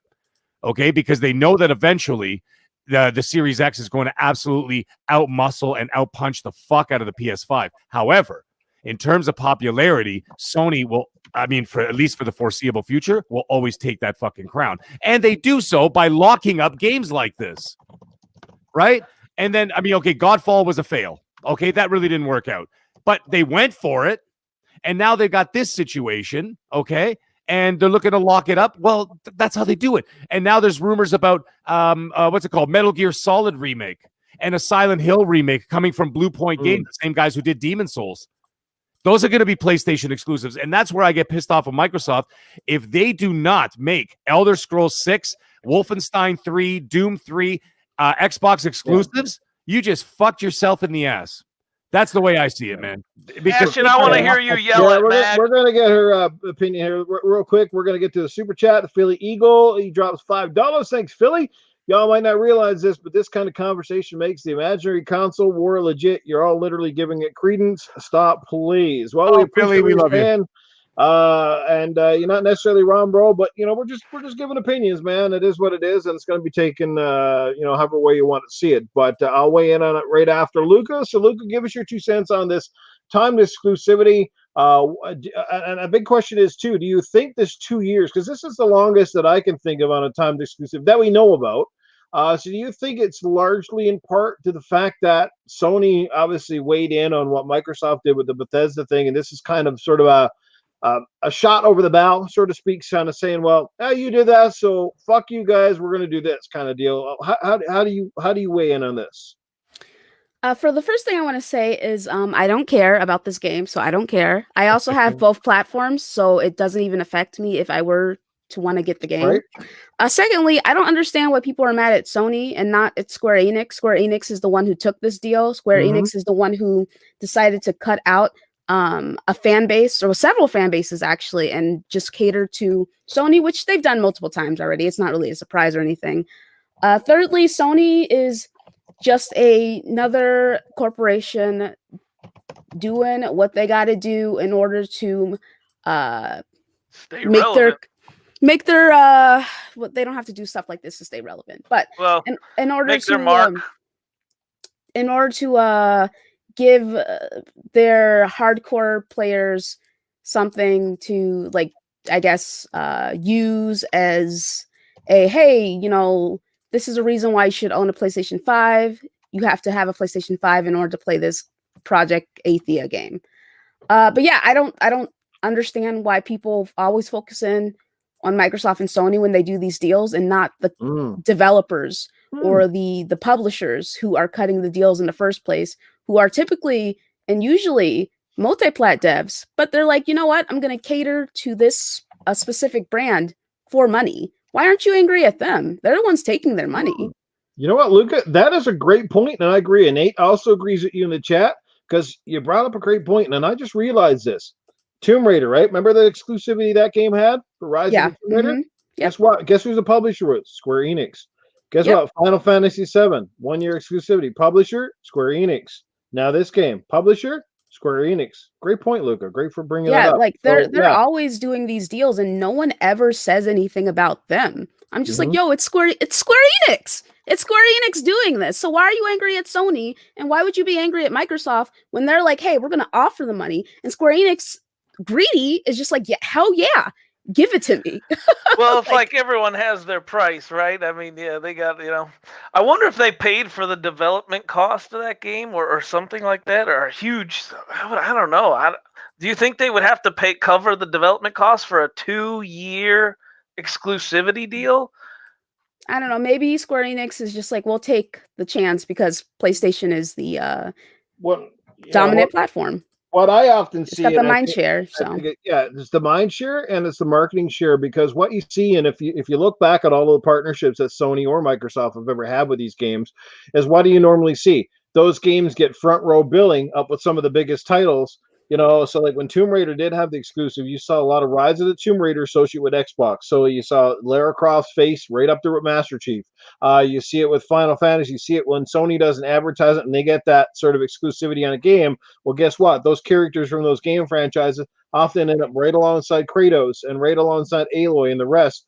And the way I just look at it too, like right or wrong, nobody in the industry can really stand by and say we enjoy it, because we all want to play games. If you're a one platform owner, it makes it very, very difficult. So it's a real fucking piss off. If you own both platforms, it's really, you don't even weigh in on it the same, because you're just like, well, whatever. I can't play it on this platform. We'll play it on the other. Luca's totally right there. That's how I feel. Like I bought Final Fantasy VII on PlayStation. I would have rather bought the version on Xbox, but I wanted to play it, so I didn't wait. So I picked it up. So there you go. But that in itself is, that's why they do it, because Sony itself, how many extra PlayStations do you think Sony probably sold back in, what was it, February, March, because Final Fantasy VII Remake came out and it was exclusive for PlayStation and all the advertisement was there? Probably quite a few. Enough to make a difference, enough to boost sales of that game. So we get why they do it. And I also get why Sony doubles down a bit more than Microsoft, because they put their eggs in the console basket. That's still, at this point, it's still their bread and butter.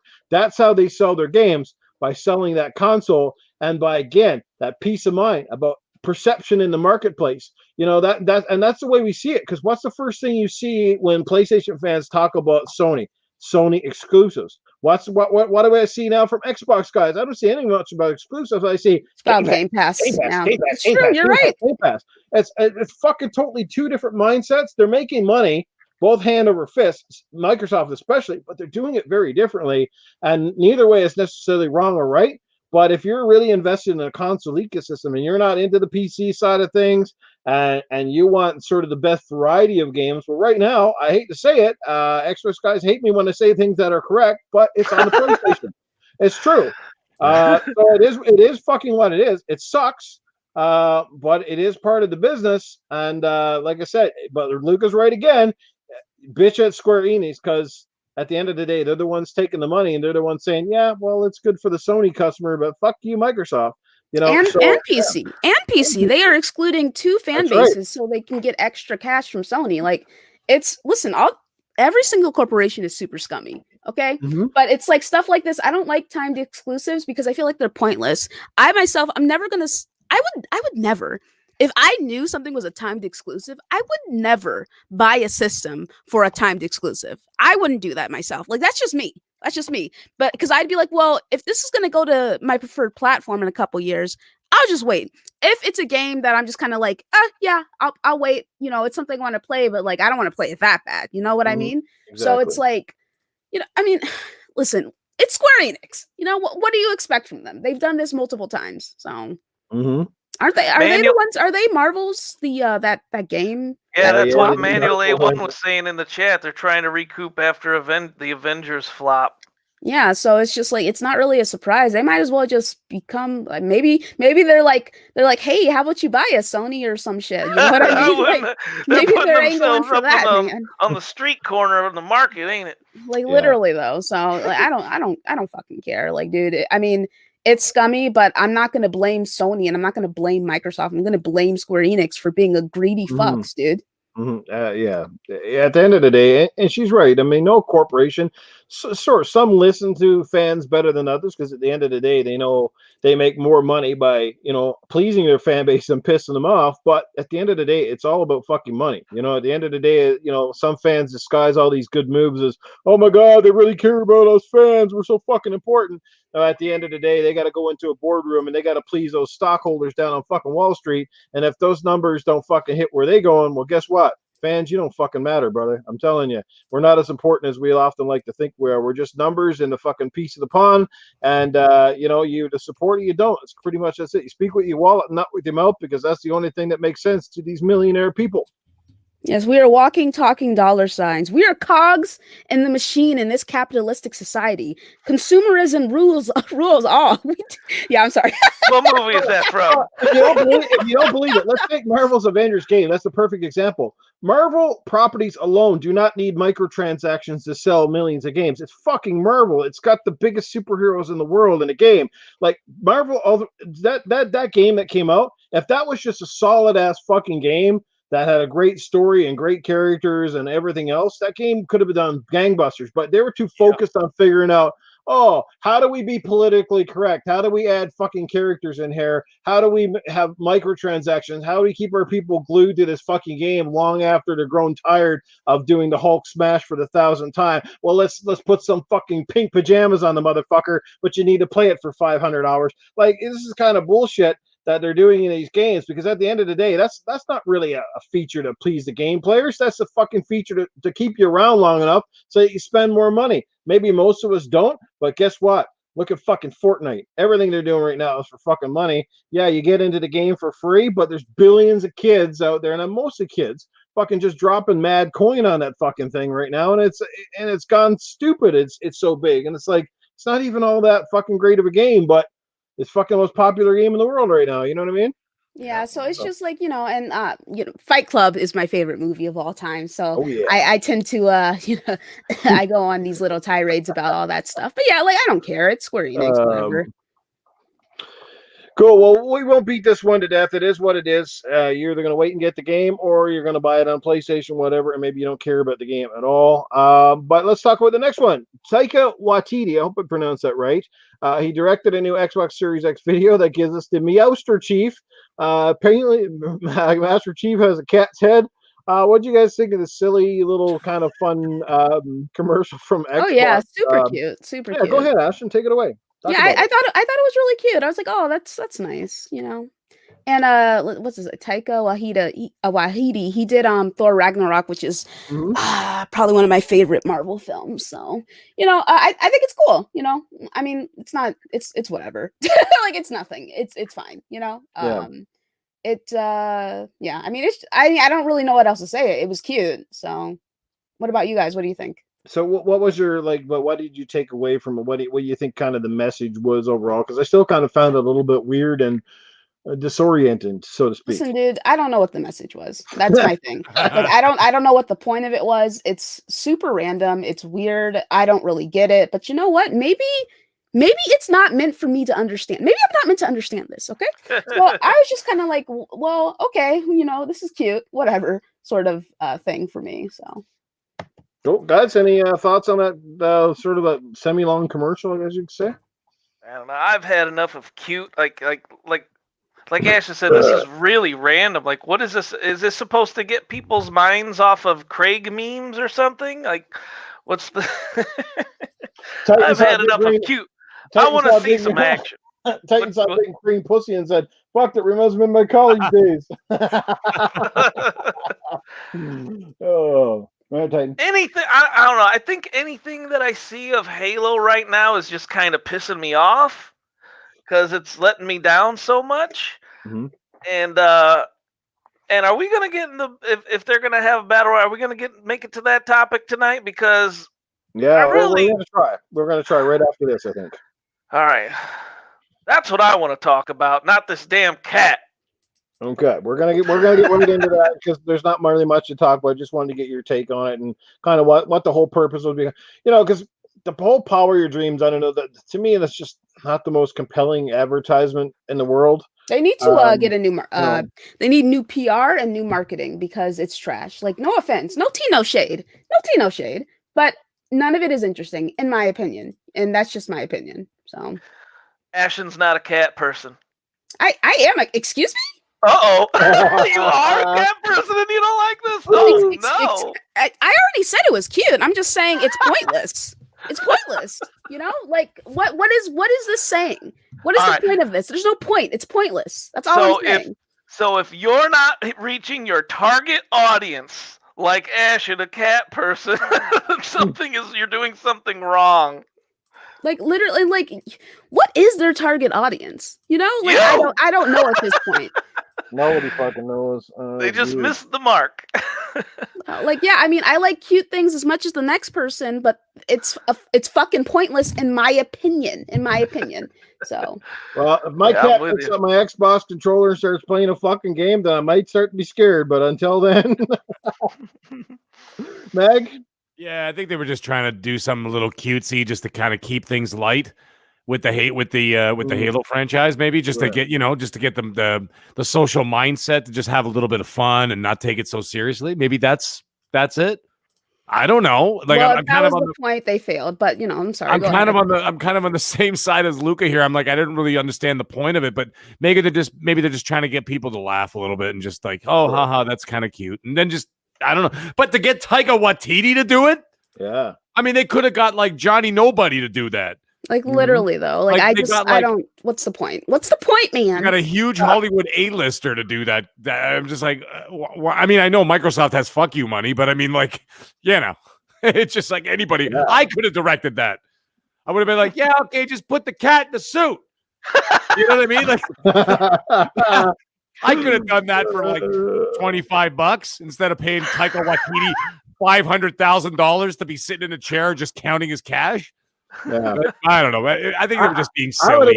I would have poked fun at Craig. What I would have done was I would have taken that Craig meme and I'd fucking have him walking up to Master Chief, and then he takes out a helmet and it's the cat, and the cat fucking claws him, and he's like, I fucking hate your textures, bitch. Ah! You know what I mean? Like poke a little fun at yourself. You know what I mean? Yeah, that's great, by the way. Hey, Kiwi! Hey! Shut the fuck up, bitch! Get back in your computer and get some more textures, man. You look like a sad banana. All right, sorry to cut you off, man. Keep going. No, that was it. I was done. I didn't really have much to say there. I'm just like, I think they're just having a little fun. That's all. Yeah. Last topic of the night before we talk to Tony Baloney, but we're going to talk about Halo and the potential of VR. I know we've heard this floating around for a while. Titan's been just dying and chomping at the bit to talk about it. If it happens, could it happen? What it would mean for the franchise, what it would mean for VR fans, would their Halo loyal base love it, hate it, etc. Maybe we'll find out in the chat. Let's go with the chat and just ask them this. Would you be interested in a Halo Battle Royale mode? Give us a 1 if you are, and 2 if you say, keep that shit away from me. 1 if you like it, 2 if you don't. Let's get Titan to weigh in on it. We'll also talk to Luca and Middle Age Game. And also, if you didn't hear the article today, and it was a great article, I know Mr. Boomstick shared it. I'm still trying to read through it and lay it out. But Halo Infinite has been pushed back to the window of fall 2021. Speculation was going to come out in the summer, so we know it's been pushed back. The developers, though, look like they've got things under control. We hope. They're saying the right things right now. The pictures we're seeing are starting to head in the right direction. So I'm crossing my fingers and hoping that the extra time, and hopefully maybe by spring or summer, a lot of this COVID shit's a thing of the past, and these crews can get back to working heavy and hard on their games. But anyhow, 2021 fall, looking forward to it. Titan, I know you're pretty excited if it actually comes to Halo. Yeah, because the biggest thing for me, and I'll try and be real quick on this because we're running out of time, but the $500 million price tag for me right now has nothing to show for it. At this point, Halo for me, $500 million, I don't see the point of this game right now. If they threw it out there and got creative with a Battle Royale the way Call of Duty Warzone did, with some new modes. Crazy Greek dude wanted me to paint him a picture. So imagine Call of Duty Warzone didn't exist, dude, and they didn't throw in these new kind of twists into the battle royale, model. The like buying back your teammate, earning money throughout the game. They throw these new twists in there with the game. Like, we'd be missing out, because how many gamers have spent how much time on COD Warzone alone, Right. let alone the other BRs, right? And COD Warzone, they got really creative. Fortnite got really creative from what PUBG did, and this is just, and it just keeps evolving. Halo, I'm telling you guys, Halo has a huge opportunity at this battle royale genre that can literally save this game. I mean, because right now, with the bad PR this game has, with all the Craig memes, they're not going to take this game and turn it into this next gen beautiful freaking vista of a perfectly developed game. That's not going to happen. They're going to make it look a little better. They're going to take away some of the glitches, some of the bugs, some of the pop-in. It's going to look a lot better, but it's not going to be a $500 million game, in my opinion, unless they get creative with a new battle royale mode in it. What do you guys think? Meg. Oh, well, before Mag jumps in, let me catch up with DJ Birdo because he dropped a $5 super chat. And sorry, guys, I'm a little tardy on these tonight. I don't know why.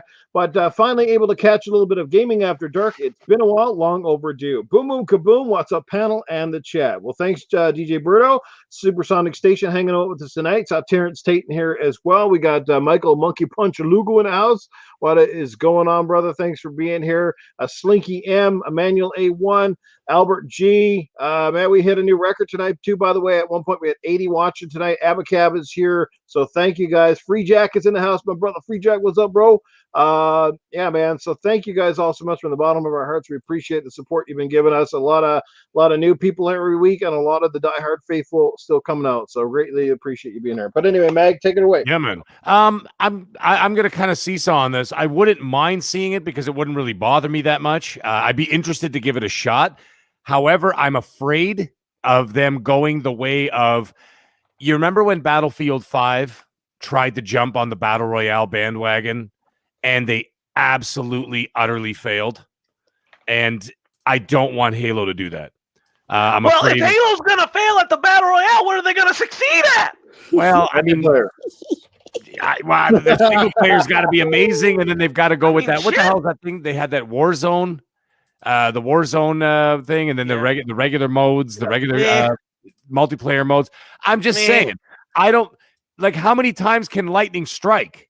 This is what I'm saying. Like I'm saying, and I'm not shit talking Halo. I'm excited to see it, but I'm just saying, and I want to play it. But Fortnite, lightning strike. Are you calling Battle Royale lightning right now? No, but like Apex Legends, lightning struck with Apex Legends. Fortnite. Like, what are the odds that like 3 times a charm? I don't know. I'm just saying. I'm asking questions. So I'm a little bit trepidous, shall I say? Okay, I'm a little bit trepidous. You're a teacher, Titan. You should know what that word means. So, anyways, I'm just slightly concerned. I'm like, I don't know. I mean, I don't care either way. They could do whatever the fuck they want. Okay, whatever they do, I'll give it a shot. I don't judge a game until it's in my hands. So, but I'm not going to go either way on it. But I'm just afraid. I just don't want them to fail at it. Because that would suck. Because I mean, I think they could really use a W right now. They're taking a lot of hits. Yeah. 343's taking a shitload of hits. Most of them deserved. Okay, I mean, like okay. I didn't think the gameplay was that bad when they revealed it in, what was it, July? I didn't even notice anything until after I watched the show. And then after I watched the show, I started looking online and guys are going, oh my God, look at these textures. Look at this. And I'm like, well, I didn't even notice that shit. So I went back and watched it again. I'm like, yeesh. Yeah, maybe it wasn't as good as I thought it was, and this and that, whatever, right? So, they deserved a couple of those L's, okay? But, they could use a W right now. So I'd be very happy to see them do that. Now, if the Battle Royale works and it's really good, and of course, it's on the free-to-play model, and of course, it's going to be on xCloud and everything else, well, then you have the potential to have a certified mega hit right? Yeah. So you can have hundreds of millions of people playing this game, and anybody can access it. Now, I do have a question though. Free to play. Will you be able to play this on anything? Like, we're talking free to play on like mobile devices. Like, if I have a cell phone, you know how I could download Genshin Impact? It'll be PC, mobile, and Xbox. Okay, but what I'm saying is, like, Genshin Impact, I could just download for free on my phone. I don't need to download, even though I already have xCloud and Game Pass and everything else on my phone and all my other devices besides my consoles. Would I have to actually still sign up for anything to get a free to play? These are questions I'm asking because I'd be curious to see. Or will it just be available in the Android App Store, or on the whatever the hell it's called, the Play Store, and then the Apple App Store? Or is this going to be sitting there? I'm just curious. Like, is it going to be a completely separate entity when they go free to play? Yeah, I would imagine it would just be sitting there, and the skins. Like, can you imagine? Like, countless creativity with Halo, armor suits. People would buy that up, man. You cannot tell me people wouldn't buy that up. It has to be successful first. People are not just going to buy shit if the game's not successful. If the game is not well populated, really a lot of fun to play. The reason why people buy $25 Fortnite skins is because there's a shitload of people that really love to play that game. I am not particularly one of them. I mean, I play Fortnite with my son, but I only play with him because I know it makes him happy. So him and I play together, and I have some fun. I have a little bit of fun, but I ain't spending $25 to buy fucking Kratos doing the floss. Okay. You know what I'm Here's saying? my question to everyone: Is $500 million to produce this game? Is it worth $500 million to make a really good story and a really good multiplayer alone? To me, it's not, because $500 million, that's a lot of money in my opinion. It is a lot of money. Someone else have at it.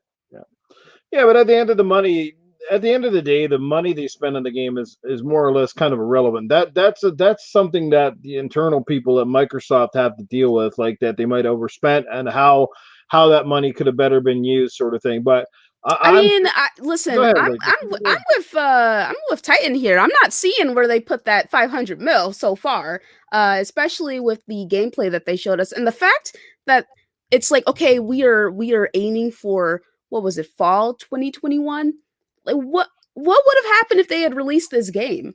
They're taking an extra year to work on it. Like, how bad was it? Like, I'm just a little concerned. I'm a little concerned. So I don't know, guys. As you should be. And like, and I almost feel bad. I'm such an Xbox fan, everyone knows it, and I feel like I'm starting to really punch this game in the lights, like it's pissing me off at this point. And people say, yeah, you're Philly Eagle, you're right. 500 million is nothing to them, but I mean, you want return on your investment, right? You want that time, that money to be well spent. You want it to show for something. If you spend $500 million and have nothing to show for it, that's a fail, right? Mm-hmm. Yeah. But you know what else could turn people off? Is a $20 skin, is a $20 Master Chief skin on a free-to-play game. Yeah. So you got to kind of balance this. Like, you can't just go in there balls deep and go Fortnite style. Fortnite's proven itself. Someone in the chat said it, actually. I saw it earlier. They made $40 billion. Is that for real? Yeah. Mm-hmm. Okay, so if they made $40 billion, that means that they've made their bread and they've paid their dues. They know they've got a successful model. You can't just come in with a new game and be like, fuck you, $25 to have Master Chief in a bikini, with a helmet on. Like, you know what I'm saying? Like, you can't just come in day one and do that shit. Right? Well, let's look at, all right, so you got PUBG, title from nowhere. Oh, I forgot about PUBG. Shit. Comes crashing onto the scene, makes all kinds of money.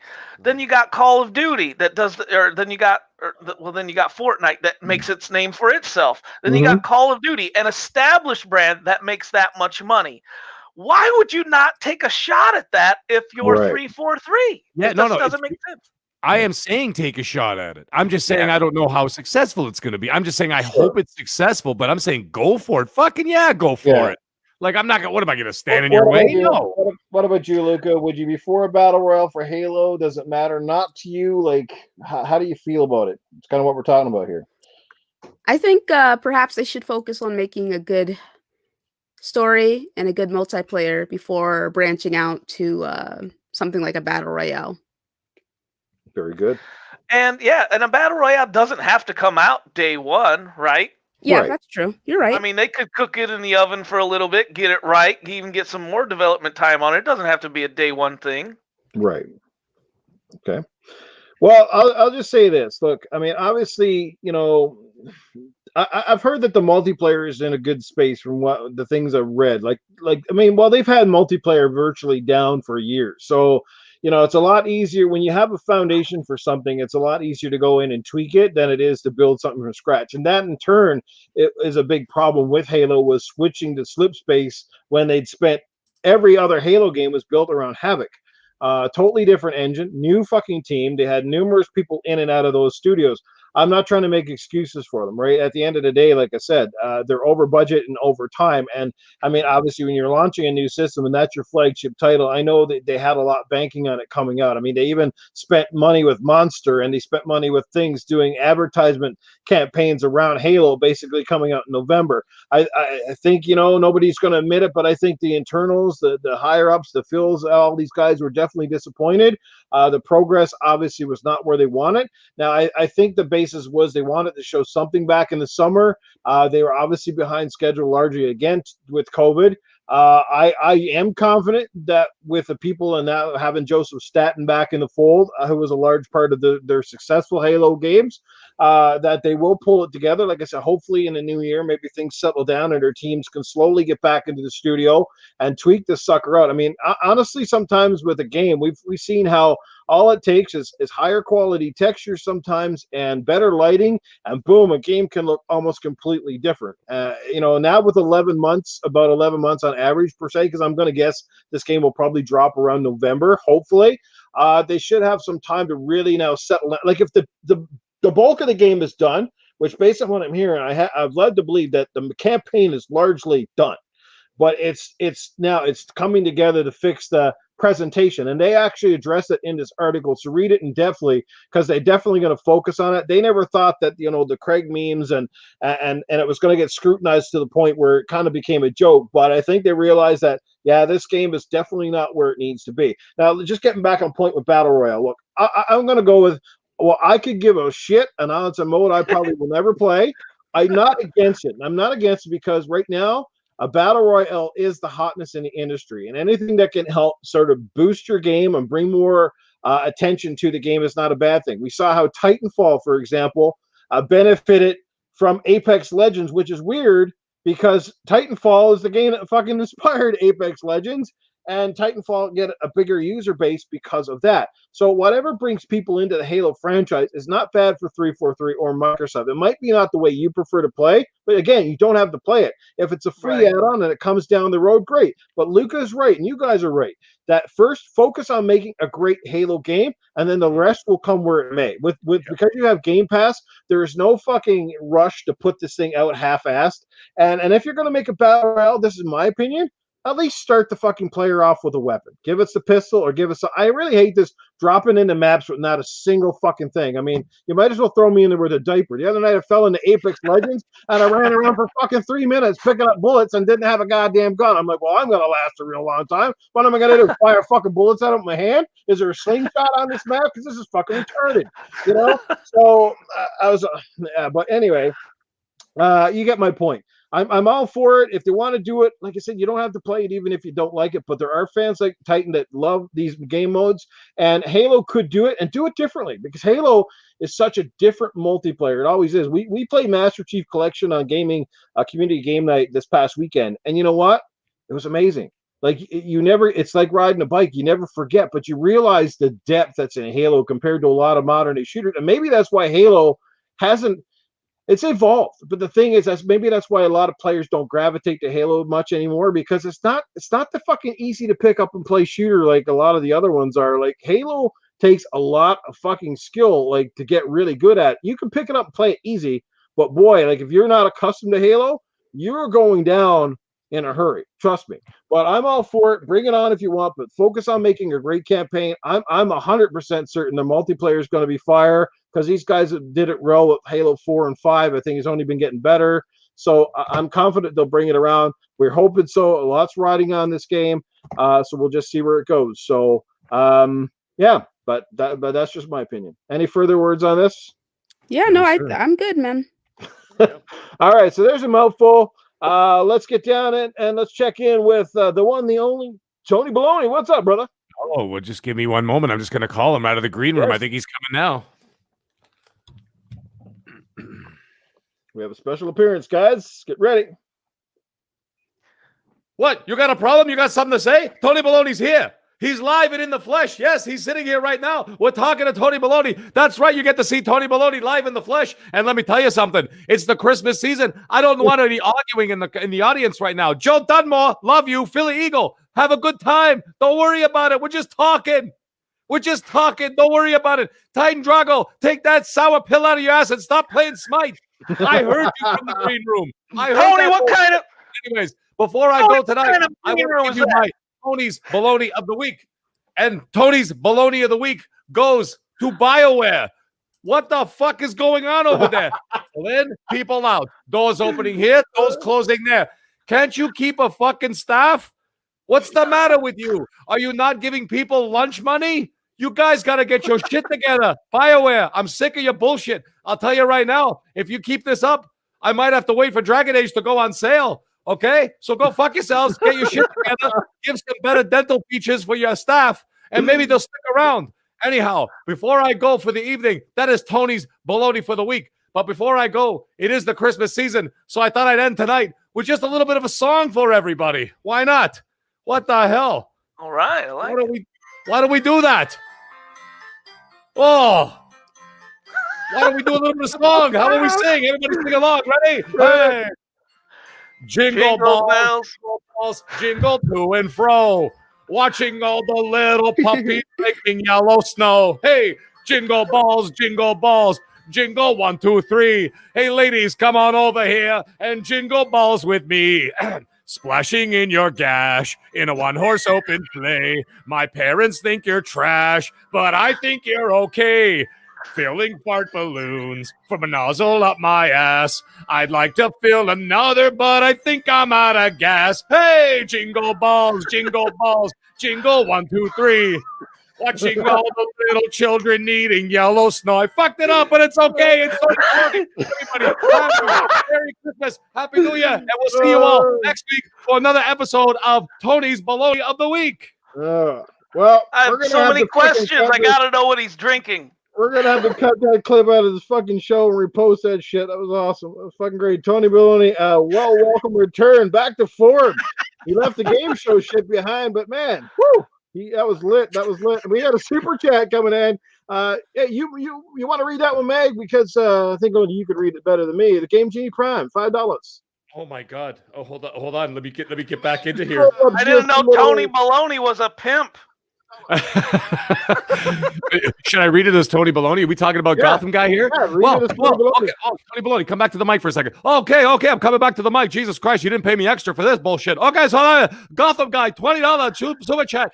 I don't think the battle royale will matter much either way, so long as the campaign and multiplayer is on point. Boy, that mag was sure right. But both graphic and gameplay wise, and I would love a Halo Infinite / Hellblade 2 1-2 punch for next holiday.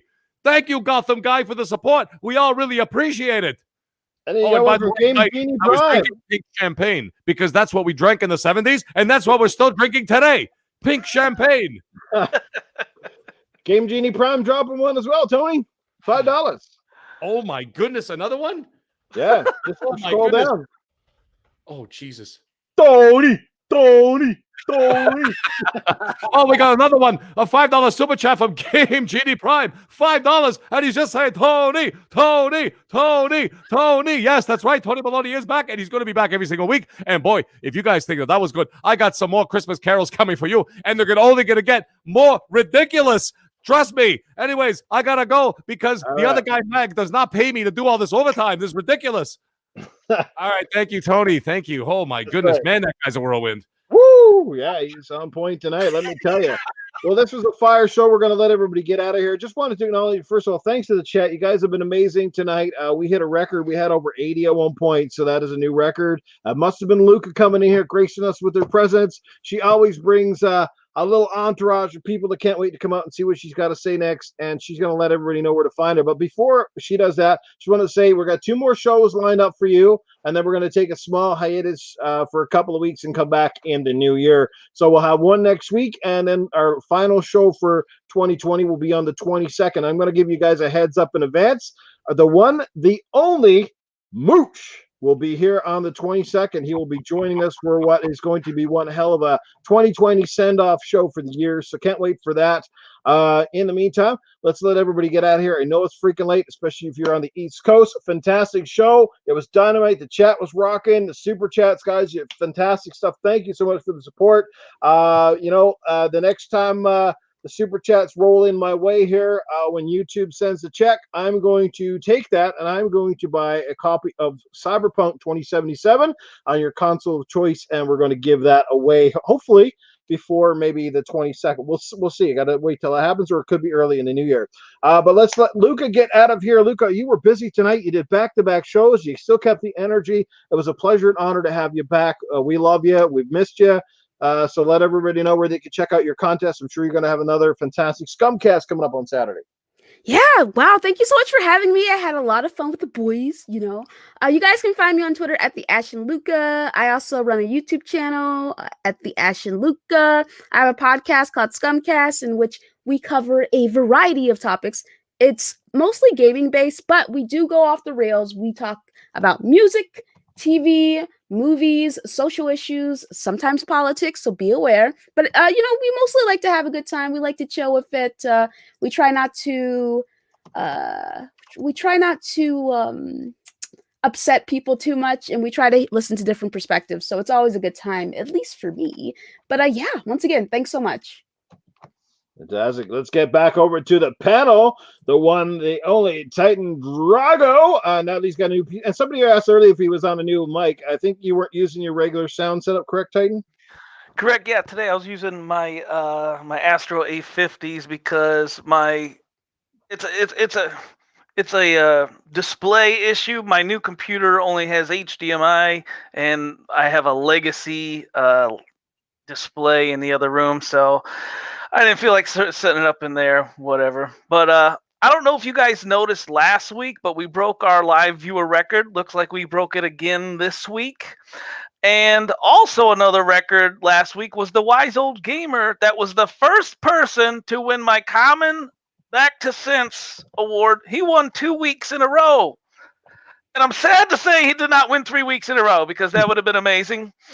But we all need to be more like my very close Xbox friend, the Crazy Greek dude, because who is against some of my opinions, but remains sensical and open-minded. And I think we all need to remain open-minded more often in this world. Yes. And so that is why he is my Common Sense winner of the week. Thank you very much. Fantastic. And don't forget, Titan's got some stuff up his sleeve in the works. Perhaps he will unveil his new segments or what have you in the new year. He's got some time to think things through. We love seeing Tony Baloney live in the flesh tonight for the first time ever. So mark that on your calendar as his first live performance where you got to see him, not only hear him. That was fantastic. And let's catch up with the Mag. Yes, Mag, where can people check out your content, my man? I love the videos you've been doing, by the way. Some of those skits and shit have been fucking dynamite. The one the other day where you did the Ghost of Tsushima and the fucking leaves blew back in your face. I was fucking howling, man. That was fucking fantastic. So keep it up, man. Yeah, it's usually after I've been drinking too, and I'm like, honey, grab my cell phone. I got a funny idea. And she's like, oh, for fuck's sake. And then I have to track her outside or whatever. But actually, you know, it's funny. The analytics on my side, not the last video I did, the one of the two consoles arguing, I ended up getting like 56,000 views. Shit, damn. You fucking believe that? I'm like, okay. And you know who, oh, by the way, and you know who liked it? You'll never fucking believe it. Jim Ryan, because I tagged him. Really? Nice. I tagged Ryan and I tagged Phil Spencer. Phil was a little bit more gun shy, but Jim Ryan actually liked it. I'm like, really? I really hope he doesn't listen to my podcast, because I The shit I've said about that guy over the last 3 months. But anyways, Oh my God.